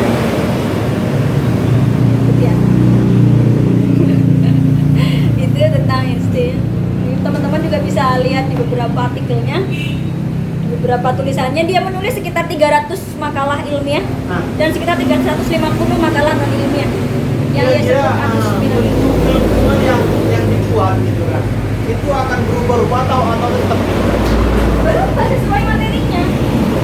Jadi kan keuntungan itu dibentuk dari materi dari benda itu. Misalnya berarti dari energi ya, massa, dari energi, apa dari massa, itu kaitannya juga Pak. Karena kalau energi kan ada massa. Kayaknya ya apa ya? Saya masih ambigu terhadap penyampaian materi gitu kan. Bukan soalnya. Bisa jadi dari materi, bisa jadi dari energi gitu kan. Berarti kan kayaknya masih belum memahami terhadap apa sih penyebab Einstein itu memberikan apa ya? Iya, analogi kelengkungan itu gitu kan. Kayaknya kayak bisa juga dari massa, bisa juga dari energi gitu kan. Ini kan masih lanjut gitu kan. Saya mau ngambil yang mana ini gitu kan? Dari kelengkungan ini. Kelengkungan ruang dan waktu. Kelengkungan itu juga dipengaruhi oleh materi yang ada di alam semesta. Misalnya semakin besar materinya ya juga dipengaruhi massa tadi, dipengaruhi oleh materi yang ada dalam benda ini, itu mempengaruhi kelengkungannya. Misalnya apakah sama? Misalnya tadi taplak dikasih bola tenis dan bola futsal atau apa namanya bola futsal ya? Apakah sama? Kan semakin besar maka kelengkungannya juga semakin melengkung gitu, semakin dalam. Itu yang mempengaruhi kelengkungan. Berarti peran massa di situ ya? Iya, karena kan tadi itu dipengaruhi oleh massa. Setiap benda kan memiliki massa. Kalau berat beda lagi. Berat dengan massa itu berbeda. Nah, kalau kita samakan dengan magnet gimana? Itu beda kajian mah. Elektromagnetik ya. Iya, nanti ada kaitannya. Iya. Jadi kita bahas relativitas, gak usah ke sana ya. Kurang lebih seperti itu. Jadi kelengkungan ruang dan waktu banyak sekali. Sudah jadi PS terkait Pak. Dia mau pesan. Nanti kalau bisa mau pinjam buku gak apa-apa. Bisa kan? Bisa. Sebab kita sayang ada besar tekanannya dari apapun itu kan. Bisa dibawa kemana aja. Semakin besar ya semakin enak. Tutup ya? Atau bagaimana, ada lagi? Mungkin itu secara garis besar tentang Albert Einstein. Oh ya, Albert Einstein itu sampai sekarang walaupun orangnya sudah meninggal, otaknya masih ada. Karena otaknya dicuri. Ketika proses otopsi dia meninggal, waktu itu dia terkena penyakit ada gangguan di otak tentang pembuluh darahnya, saya lupa pembuluh darah apa. Jadi dia tidak mau dioperasi, dia ingin meninggal secara elegan. Dan ternyata setelah diotopsi ada salah satu yang mengurus jenazahnya itu mengambil otaknya, mencuri otaknya karena untuk mencari saraf-saraf yang maksudnya yang menyebabkan dia jenius gitu. Dan sedangkan mayatnya itu dikremasi. Jadi yang ada sampai sekarang itu masih otaknya.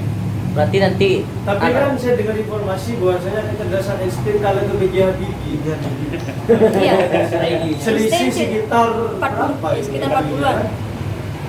Tapi saya ragunya itu soalnya begini, yang saya alami, yang saya pahami, standar menghitung IQ itu beda-beda kadang gitu. Maksudnya ada yang menggunakan pengukuran ini, ada pengukuran ini gitu. Jadi kadang itu juga menjadi Dan menggunakan kontroversi. sains.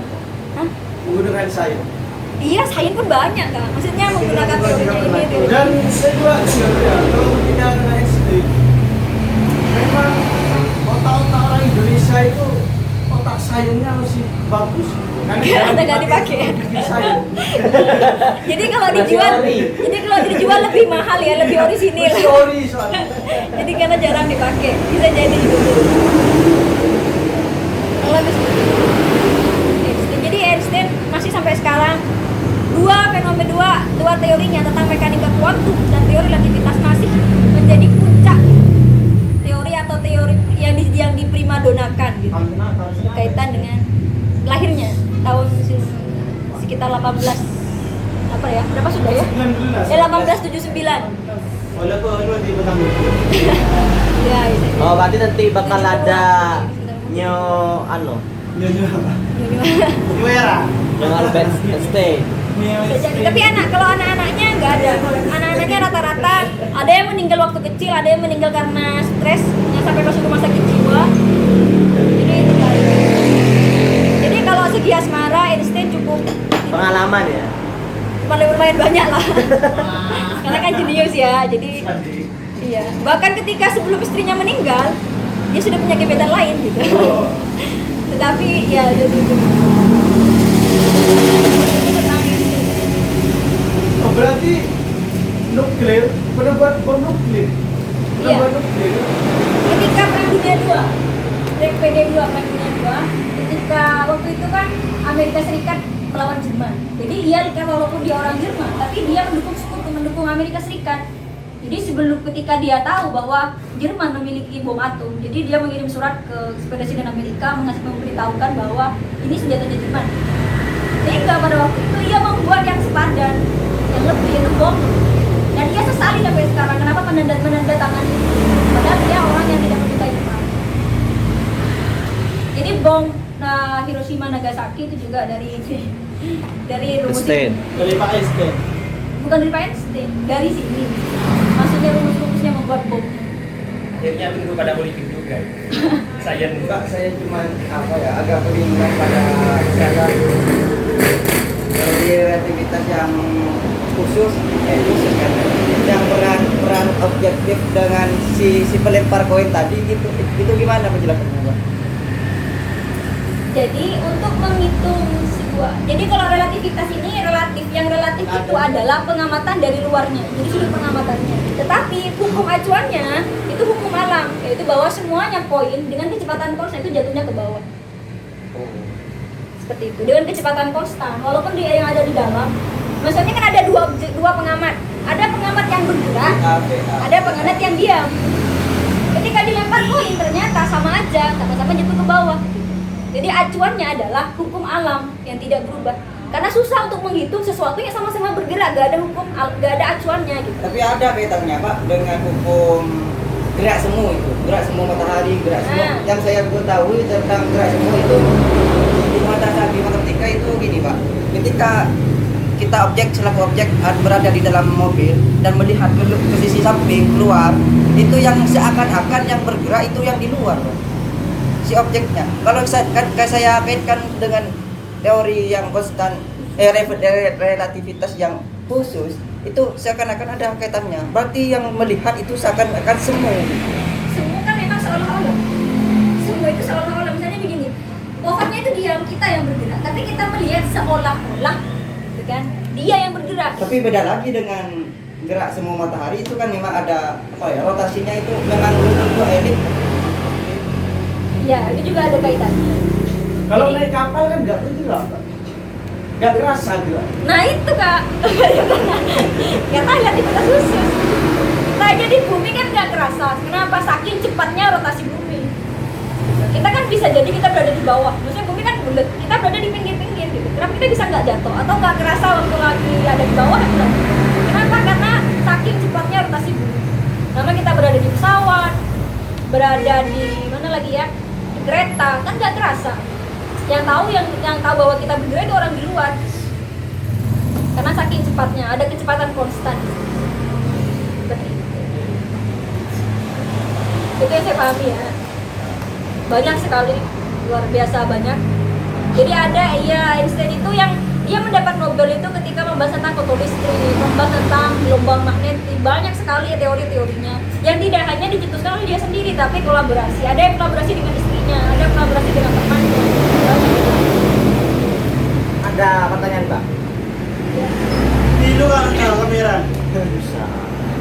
Itu kan berbicara tentang kecepatan guys. Kalau pesawat itu kan dari orang yang mengamati dan orang yang ada di dalam pesawat itu kan berbeda. Contohnya kalau kita lihat dari bawah kan, lihat pesawat itu kan geraknya agak lambat kan.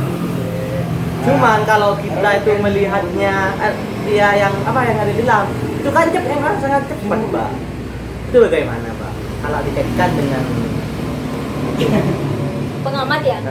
Itu kalau saya kaitkan dengan pemahaman dari teori-teorinya Einstein, itu berkaitan dengan transformasinya Galilea. Itu menyebut bahwa sebenarnya sama aja, namanya sama aja. Cuma pengaruhnya banyak. Misalnya ketika kita melihat dari jarak jauh, jarak yang berpengaruh. Jarak yang kita seakan-akan melihat dia tidak cepat, agak lambat. Tetapi maksudnya kenyataan yang jika kita menghitung waktu itu sama aja dari pengamat walaupun yang ada di dalam maupun yang ada di kita mengerti dari luar atau jarak misalnya kamu di situ saya di mana gitu misalnya sama. Cuman itu dipengaruhi oleh jauhnya jarak antara orang pengamat dan pesawat yang sudah berada di angkasa, maksudnya berada di langit. Ini semua ada pengaruh-pengaruh. Pengaruh dari jarak daripada dengar apa dari bapak tengah bus kapal lama nanti. Iya, ada tabirnya mungkin. Apa ada tabir yang memang cahaya ternyata memperkecil kecepatan penglihatan apa dari rumah? Cahaya itu konstan ya. Jadi kecepatan cahaya itu konstan. Mata. Misalkan begini, banyak juga faktornya. Begini ya, kan kita tahu langit atau apa istilahnya atmosfer. Atmosfer kan ada beberapa lapis kan. Ada troposfer, stratosfer. Kalau langit secara ilmu agama, saya kurang paham apa aja namanya. Kalau secara IPA, kalau secara fisika kan ada troposfer, ada stratosfer, ada mesosfer, sampai eksosfer kan. Nah, jarak-jarak itu juga mempengaruhi bagaimana kita melihat gitu. Awan saja, ada yang awan yang terlihat rendah, ada yang terlihat itu juga dipengaruhi oleh jaraknya. Sedangkan pesawat itu masih berada di lintasan paling bawah, makanya kita merasa bahwa itu lebih dekat dibandingkan dengan awan yang berada lebih tinggi. Misalnya awan apa biasanya? Saya lupa awan apa. Ada di jarak. Geografi ada. Ya, nanti bisa ditambahkan oleh Pak Geografi. Ini. Kurang lebih begitu. Mungkin ada Pak. Gitu ya. Kalau tidak ada mungkin saya tutup ya. Kesederhanaan dari relativitas itu gimana Pak? Coba Sederhana apanya kak? sederhanakan bahasanya. Ini sudah paling sederhana kak. Oke gitu ya. Berarti bergantung berbicara energi ya Masa. dan massa. Dan Massa apa massa? massa. Massa betul. Pakai S2. Massa juga berpengaruh. Iya energi. Energi sama dengan massa dikali kecepatan cahaya. Ini berat lagi. Ini primadonanya kok akan mengkali waktu. Dengan energi. Jadi energi itu semuanya kayak misalnya gini, cahaya matahari itu tidak berwarna kan, tetapi ia bisa berwarna membentuk pelangi misalnya. Nah, pelangi itu kan ada 7 warna. Itu Masa merupakan pelangi itu dari matahari? matahari kak. Kebiasaan. Dari Kebiasaan. matahari bisa. Ngetes aja kepreng. Pelangi bola biru kamu itu enggak. Itu bisa jadi katarak kak. Pelangi. Jadi itu juga bentuk bagaimana energi itu bertransformasi. Tapi kok bisa berubah. Pak berwarna-warni gitu? Kan kalau memang benar-benar dari cahaya matahari itu kan yang kita ketahui kan warna Bisa. kuning. Kan kau Kalau bagaimana nggak warna kuning cahaya matahari. Jadi Memang yang saya jadi ketahui. cahaya matahari itu disebut dengan polikromatik. Banyak sekali warna. Masa cahaya ada warnanya? Ada disebut polikromatik, banyak warna. Mungkinkah saya bisa membuat pelangi dengan cahaya Bisa. kata siapa lah cahaya bisa kok. Cahaya apa ya? Misalnya kamu efek yang kita tahu itu dari warna fata morgana tahu. Misalnya kita lewat seakan-akan kita melihat iya aja gelejer apa maksudnya? Ada pembiasan. Percikan air. Ya, jadi kalau cahaya matahari itu polikromatik. Jadi dia nggak berwarna putih, tapi punya banyak warna.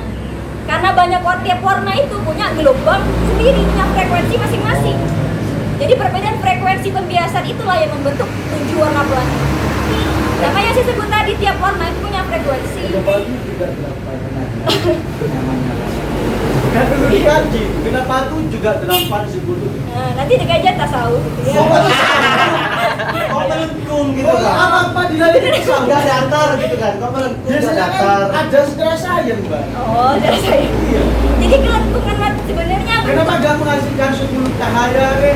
Kenapa waktu berwarna? Kalau yang saya ingat ya, waktu pelajaran fisika gitu, itu karena ada yang namanya limas apa ya? Yang berbentuk, misalnya begini. Molekul air yang pembiasa itu kan garam, ini pelangi itu terjadi ketika ada cahaya matahari dan tetesan air hujan. Membentuk pelangi. Jadi kalau nggak ada cahaya matahari hujan, belum tentu ada pelangi. Kenapa? Karena pelangi itu membias dari tetesan air tadi. Dia membias dari air hujan. Itu membentuk spektrum warna menjadi 7 warna. Kenapa 7? Saya nggak tahu juga sih. Allah a'lam Biasanya kan kenapa ada 7. sayangnya kan? Kenapa Tapi waktu itu? sayangnya itu hanya terjadi pembiasan. Jadi 7 warna tadi. Kok bisa melengkung? Sebenarnya nggak melengkung, itu bentuk bulat. Cuman kita melihatnya seakan-akan melengkung. Jadi bentuknya bulat karena kita berada di bumi segini. Bumi kan bulat. Kita ngelihatnya dari sini. Jadi yang kita lihat cuma separuh aja. Yang di bawah ngelihatnya juga separuh gitu. Jadi bentuknya bulat, cuma kita posisi kita melihatnya seakan-akan separuh. Berarti walaupun jatuh ke bawah aslinya itu terbang juga ke atas ya. Apanya kak? Mau lagi terbang kak? Bener kan iya. Apa sih kayak paham kak? Cuman walaupun jatuh ke bawah itu sebenarnya juga terbang ke atas kan bulat kan. Iya, ini kan di bawah. Iya menurut yang di bawah. Jadi bawah. Jadi posisi kita itu Ini yang menentukan. dikritik oleh rasionalisme terhadap empirisme kan ya. Bahwasanya Indra itu pantas saja. Karena malaikat Jibril ngantar Nabi Muhammad di Isra Mi'raj itu nggak sampai pada Sidratul Muntaha untuk bilang itu. Kan pasti ada sesuatu yang terbatas dalam manusia. Nah, itu kan ini menyinggung Srominot ya. Buruk kan? Terkait kecepatan itu kan. Buruk. Kecepatan cahaya. Ada yang bilang itu kecepatan cahaya. Karena kalau tidak menggunakan kecepatan cahaya, mustahil kita. Loh, kalau itu melebihi cahaya malah. Itu melebihi cahaya. Menggunakan kecepatan cahaya. Konstan berarti. Karena iya kan katanya kan kecepatan cahaya konstan. Iya, kecepatan cahaya itu kan saya lupa berapa. Ada yang melebihi kecepatan cahaya, kecepatan hayal. Masa kan? Dan yang ada kalau itu kan Itu nol detik, sedetik saya berhayal langsung depan. Stephen Hawking itu kan black hole itu kan melebihi kecepatan cahaya. Akhirnya cahaya bisa melengkung gitu kan. Karena kecepatan materinya apa? Di black hole itu kan sudah nggak terbatas masanya ya. Sehingga saking kecepatan cahaya pun diserap. Berarti kan kecepatan energi di situ kan sudah melebihi kecepatan cahaya. Karena tadi semua kecepatan cahaya itu sama, Derma. Berarti kalau dibawa ke teosofi lagi gitu kan. Malaikat siapa? Azrail. Itu lebih sakti daripada malaikat Jibril gitu kan. Nah, makanya kalau kita memahami secara sainsnya bisa jadi kalau yang saya baca ya, tapi ini saya tidak bicara ini yang dibalik saya tahu. Jadi kalau memahami tragedi Isra Mi'raj, fenomena Isra Mi'raj itu kaitannya dengan cahaya. Karena begini, Nabi Muhammad itu kan dari nur cahaya. Maka ketika ia melakukan perjalanan sangat mungkin bahwa menggunakan kecepatan cahaya. Jika tidak, kita melewati batas yang langit yang berbatas-batas, ada atmosfer kan di situ. Maka kalau manusia secara umumnya seperti biasa seperti kita hangus gitu. Kenapa terkikis oleh gesekan dengan atmosfer? Tapi kalau kecepatan cahaya itu sangat mungkin. Dan malaikat Jibril pun malaikat terbuat dari cahaya juga. Iya, jadi cuma cahayanya lebih tinggi. Nur Muhammad. Energinya mungkin lebih kuat punya Nabi Muhammad. Makanya nggak bisa naik ke atas ya. Hanya saya tanya berapa itu yang presiden. Ini kalau kita kaitkan dengan fenomena-fenomena lain. Nah, ini menarik kalau ditarik pada teknik sipil ya. Mana teknik sipil? Gimana juga? Bagaimana kalau saya berhayal ya? Apakah bisa saya membuat satu lorong waktu itu kayak film dulu di bulan puasa ya? Kan ada film lorong waktu. Babe itu siapa yang muda? Jun masuk gitu ya. Kan dibawa oleh Doraemon. Ada lorong waktu itu kan, film lorong waktu ya. SCTV. Kita mau kemana kan bisa lewat lorong ya. Apakah cahaya itu bisa dibentuk, Bang? Apakah cahaya bisa dibentuk? Bukan dibentuk, tapi Dibangun lah. Berjalan dengan kecepatan cahaya bersama. Kayak anu juga dibentuk. filmnya Chris. Tahu Chris? Kecepatannya harus. Nah itu lorong waktu itu kan ini ya dilatasi waktu sebenarnya. Bisa. Makanya kan umur itu berbeda karena kan ada dilatasi waktu atau ya di film lorong waktu itu gitu kan makanya bisa waktu itu berbeda artinya atau mungkin kalau lebih tingkat tingginya itu ada yang sampai bilang bisa menuju ke masa depan atau balik ke masa lalu kalau sudah melebihi kecepatan cahaya gitu ada apa ya saya tuh bingung itu menyederhanakannya. Iya, ini tentang hoki kan. Bisa kembali ke masa lalu. Kan lorok itu kan bisa kembali ke masa depan dan masa lalu kan ya. Doraemon berarti. Nanti Singularitas. kalau lihat film Sun Gokong, Goku. Ini kan gimana ada hame-hame itu, Mbak. Apa yang Jurusnya. Goku. Kayak gitu kan. Nah itu seakan-akan terbuat dari cahaya ya. Itu banyak fiksi, Kak. Hah? Maksudnya bisa jadi itu cuma buatan aja, Kak. Absurd itu kan. Bukan maksud absurd, karena ini membentuk hayal saya supaya nyampe pada relativitas saya, enggak kayak gitu. Kan iya kan? Harus berayal. Ya, karena bagaimanapun 4G hari ini itu kan dihasilkan dari hayalan seorang orang Madiun itu ya, yang menemukan LTE itu. Itu kan melihat dari Goku. Bagaimana film Goku itu bermain hame-hame, Goku dan Vegeta ketika bertarung sehingga menghasilkan jaringan 4G hari ini.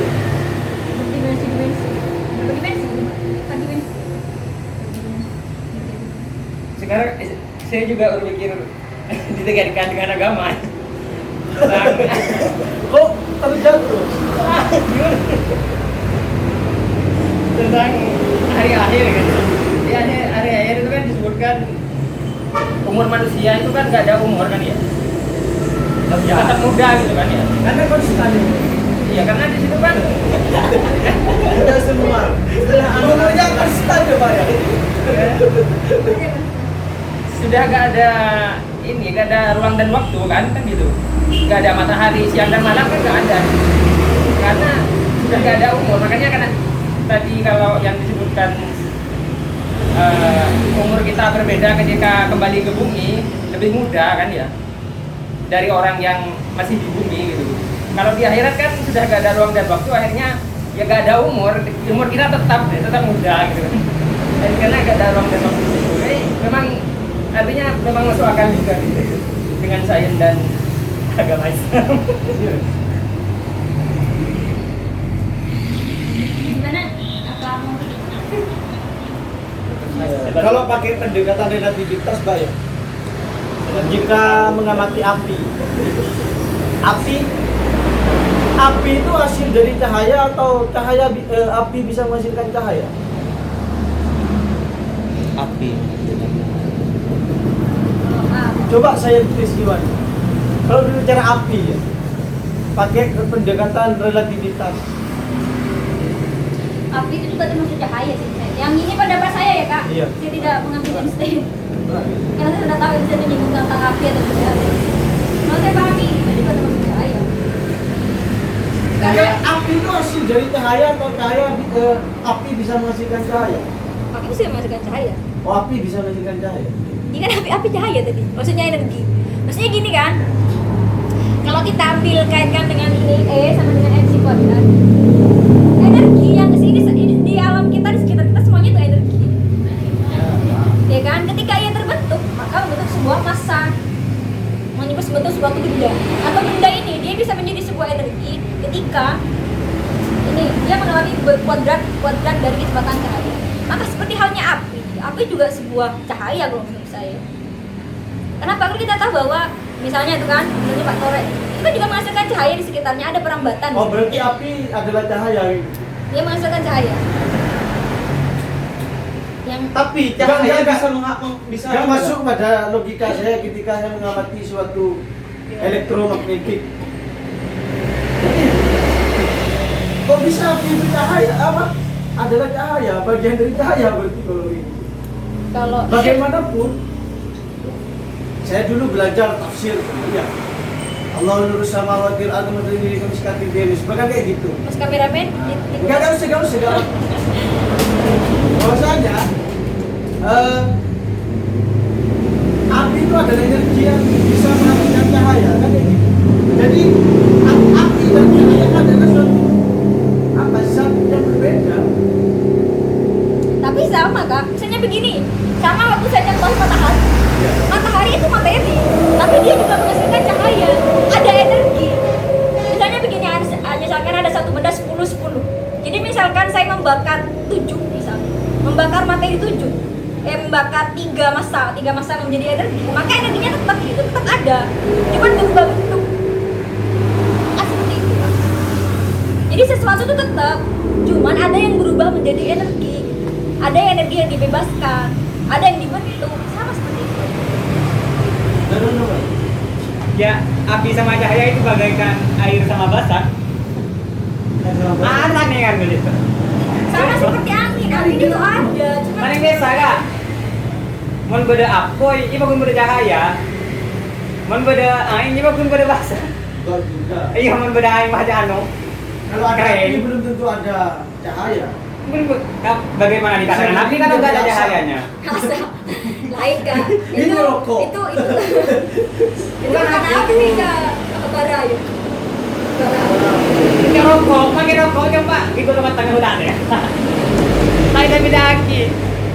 Cuma nanti warnanya itu yang membentuk frekuensi dari panasnya itu. Misalkan ada panas macam-macam api kan, ada yang biru, merah. Itu kan menentukan Kuning, hijau.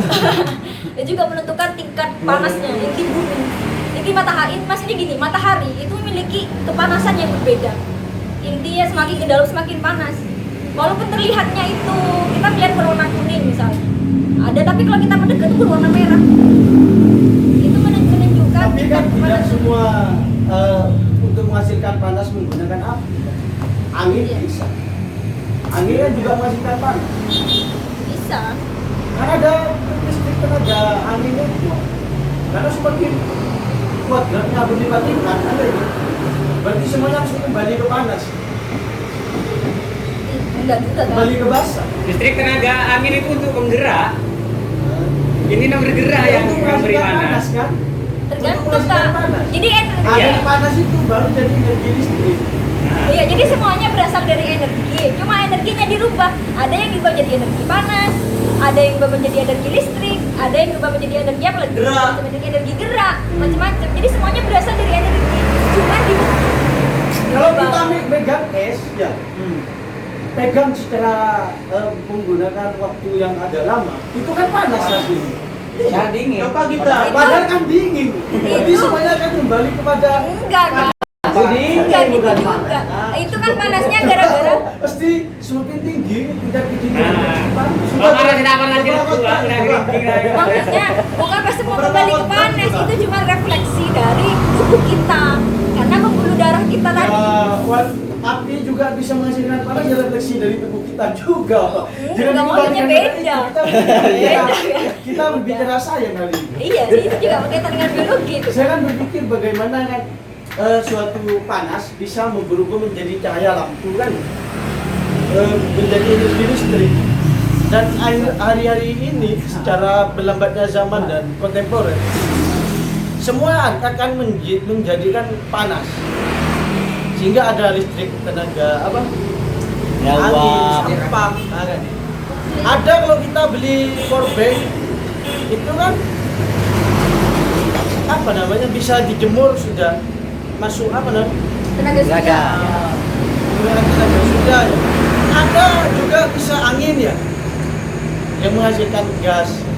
Ketum kita kan menghasilkan gas karena lebih setelah bergesekan dengan berbagai sampah yang menjadi biogas. Kalau nggak percaya coba kalau kamu kentut di dekat lilin kubur. Nah, kan tadi itu kalau dikubur itu jadi bau. Itu ada baunya dia. Kalau apa? Coba aja kak, mungkin kulit saya ngonyol itu baik. Saya jangan tahu. Jadi kalau kita lihat film-film kartun kemudian apa nyempur apoy, wah kayak gitu ya. Kembali ke angin Dharma kan ada yang punya jurus semburan api itu ya. Karena itu wajar, secara sains memang menghasilkan itu. Apa pengolahan dari biogas itu menghasilkan sekian api. Itu kaitannya dengan partikel sih menurut saya. Oh, partikel ya. Karena kan setiap sesuatu kan punya ada partikel kan. Kan kalau misalnya terjadinya petir, itu kan karena pergesekan antara elektron, ada perpindahan bentuk petir. Sama dengan energi itu. Misalnya kentut tadi, kentut itu ada penelitiannya itu. Jadi dia menahan kentut selama berapa bulan. Setelah dikeluarkan itu kalau dikubur bisa jadi bom nanti. Kenapa? Karena ada zatnya, itu zat yang bisa membakar atau menimbulkan api. Jadi semuanya itu hanya perubahan energi aja sih kalau menurut saya. Jadi perubahan dari energi yang ada menjadi membentuk suatu energi panas, bentuk energi yang lain. Seperti itu. Tapi setiap benda kan mempunyai banyak energi juga, Pak. Ini benda itu kalau Iya, kan? kita kembali ke sini, dia merupakan kumpulan energi. Jadi setiap sesuatu itu ada energi. Sama kan berarti dengan manusia. Ada energi. Kita makan kan, panasnya juga, kita Pak. makan itu untuk menambah energi. Atau kalau dalam biologi kan sistem metabolisme ya. Makanya kalau kita lemes makan terus sehat lagi kan? Kenapa? Karena ada energi. Yang kita makan itu adalah membentuk suatu energi. Kan bisa juga berarti kita itu bisa menciptakan api gitu kan? Bisa. Kita bisa. Misalnya kita makan apa gitu ya, panas, suhunya panas. Terus kalian musim kemarau, Ya terkait kita keluarin energi kita apa? sendiri yang Kuat. ya. Coba kamu belajar menahan nafas, kalau bisa 24 jam bisa menahan nafas, itu akan keluar api. Terus kita jokong, enggak ini bahaya, ini beneran. Bisa dibuktikan. Saya belajar kan saya ada di dunia silat. Bagaimana kita belajar mengelola nafas? Bisa menentukan daun itu kan memang energi. Ya. Buatan. Iya. Saya dulu nyoba ke kucing itu, tapi hasilkan kita gak emosi. Gimana ya? Kalau kita menghadapi lawan yang emosi, emosinya tinggi. Kemudian kita belajar menggunakan energi yang dihasilkan dari diri kita, itu bisa terbang kurang yang emosi. Tidak usah pegang, tidak usah contoh tinggal diginiin cuma. Terus itu bisa terbang. Jadi itu wajar kalau orang-orang dulu itu. Makanya saya juga sempat berpikir, itu dalam habis namanya House of Cards. Saya berpikir ya, kalau dalam kesendirian, seandainya punya nenek moyang kita yang hidup pada zaman Dharma apa itu ada yang mengkodifikasi dan membukukan, kita gak usah repot-repot belajar fisika, kimia ini ya. Kita sudah punya ini sudah. Iya. Sayangnya dulu kita ini digunakan pada ranah peperangan, sehingga tidak sempat dikodifikasi. Coba bagaimana jurus arah mata anginnya angin Dharma dan bagaimana apa itu punya Sudawirat itu yang rekah gunung itu ya. Itu kan pakai panas kalau kena gunung. Iya kan panas kan bisa luka. Itu kan juga hasil dari energi yang dihasilkan oleh manusia sehingga menghasilkan panas. Makanya kalau kita perhatikan untuk menghasilkan panas yang rekah gunung itu kan harus tahan nafas dulu. Kayak gini kan Pak, baru mengambil energi yang ada di bumi menggunakan kecepatan konstan atau sukma ya supaya nyampe ke musuh, just baru itu. Makanya ketika di film sudah Angling Dharma itu, ketika Sudawirat menghadapi Angling Dharma, ini berbicara kecepatan. Angling Dharma itu yang saya perhatikan itu daya cepatnya lebih kuat daripada Sudawirat, sehingga ketika Sudawirat itu kayak gini, supaya Angling Dharma itu sudah nyampe duluan. Dia mau ngambil energi dari bumi sudah diginikan duluan sama Angling Dharma. Coba kalau lihat filmnya itu kan, itu bisa dilempar duluan. Tak kebaga nonton itu dah. Kan ada ya. Zaman. Nah, coba apa kita menonton film itu sambil imajinasi ya. Karena yang kata Albert Einstein, yang membedakan manusia itu kan dari imajinasi. Kita jangan terpengaruh pada Einstein jenius tidak, tapi bagaimana kita memperhatikan bahwa Einstein itu lebih kuat imajinasinya daripada kita. Sama kayak Stephen Hawking apapun, sehingga menghasilkan Black Hole, Big Bang, karena ada imajinasi yang tidak terbatas. Dan manusia sudah diberikan menjadi imajinasi itu tidak ada yang membatasi kecuali faktor eksternalnya. Dan sebenarnya itu juga ada beberapa di akun. Begini Mbak Winda. Dari apa Mas kami tahu? Maka cemburu deh, apalagi sedang kita. Jadi ada salah satu akun YouTube yang menjelaskan tentang itu bahwa kalau kita melihat E sama dengan MC kuadrat itu katanya ya, ini saya mengutip dari akun YouTube itu, nanti mungkin disinggung atau dicatat di situ. Kalau Einstein ini dia terpengaruh dengan salah satu atau satu buku, kalau namanya itu The Secret Doctrine, Madame Blavatsky. Madame Blavatsky itu menyinggung tentang kesadaran tadi, bahwa manusia itu punya beberapa kesadaran. Ada kesadaran dirinya, dan dia memiliki kesadaran terhadap astralnya, sehingga orang ada yang disebut dengan paranormal.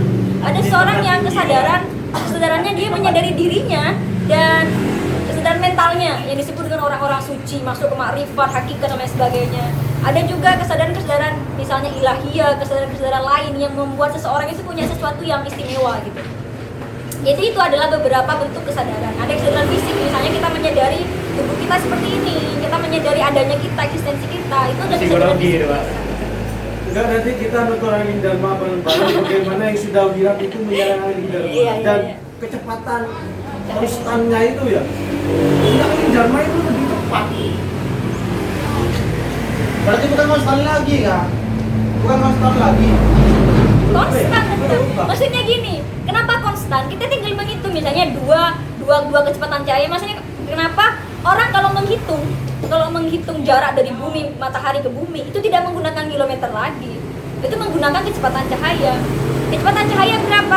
8 kali 10 pangkat 8 ya kalau nggak salah ya, 3 kali 10 pangkat 8. Oh, itu enggak mungkin berubah, Pak. Gak berubah, Sampai itu cuma besoknya kiamatnya.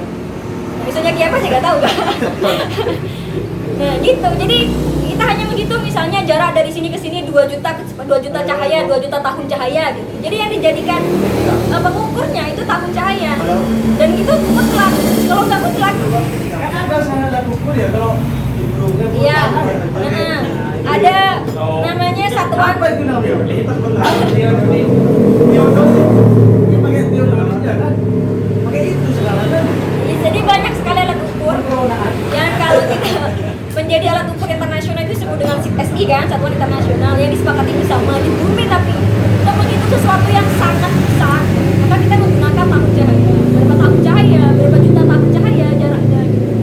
Sedangkan 1 tahun cahaya segini 3 kali 10 pangkat 8. Oke, kalau jaraknya dari bumi ke matahari itu kan bisa diukur ya. Iya. Kalau diameternya bumi ini berapa sih? Ada kak, cuma saya lupa. Pakai relativitas. Enggak ada juga ya dalam ukurnya. Maksudnya Mungkin ada iya. yang bisa menjelaskan Saya lihat ya. diameter bumi itu berapa? Ada kak, ada bentar. Itu kayaknya ada di materi apa SMP ya. Ya pernah disinggung, maksudnya kalau kita merkurius Venus. Enggak, saya baru di luar angkasa, bahkan kadang-kadang sidang malam, tapi tidak sempat menggunakan matematis. Hanya menggunakan perspektif lain aja. Mimpi ya? Ya, oh saya ibaratkan dulu. Udah ada.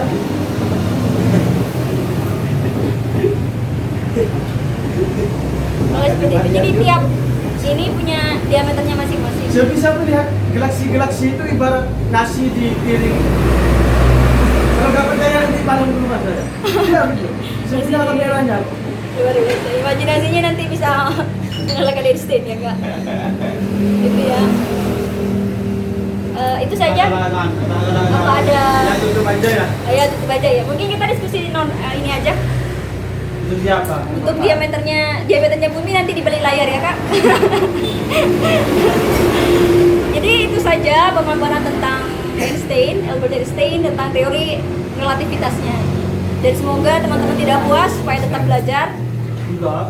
Dan ini hanya secuil dari beberapa teori-teorinya Einstein. Bahkan untuk satu teori itu aja, itu banyak sekali yang berjurnal-jurnal dan luar biasa rumit. Dan itu saja dari saya. Apabila ada kesalahan, saya mohon maaf. Ya mohon maaf ya kalau salah itu dari saya pribadi. Itu saja. Wassalamualaikum warahmatullahi wabarakatuh.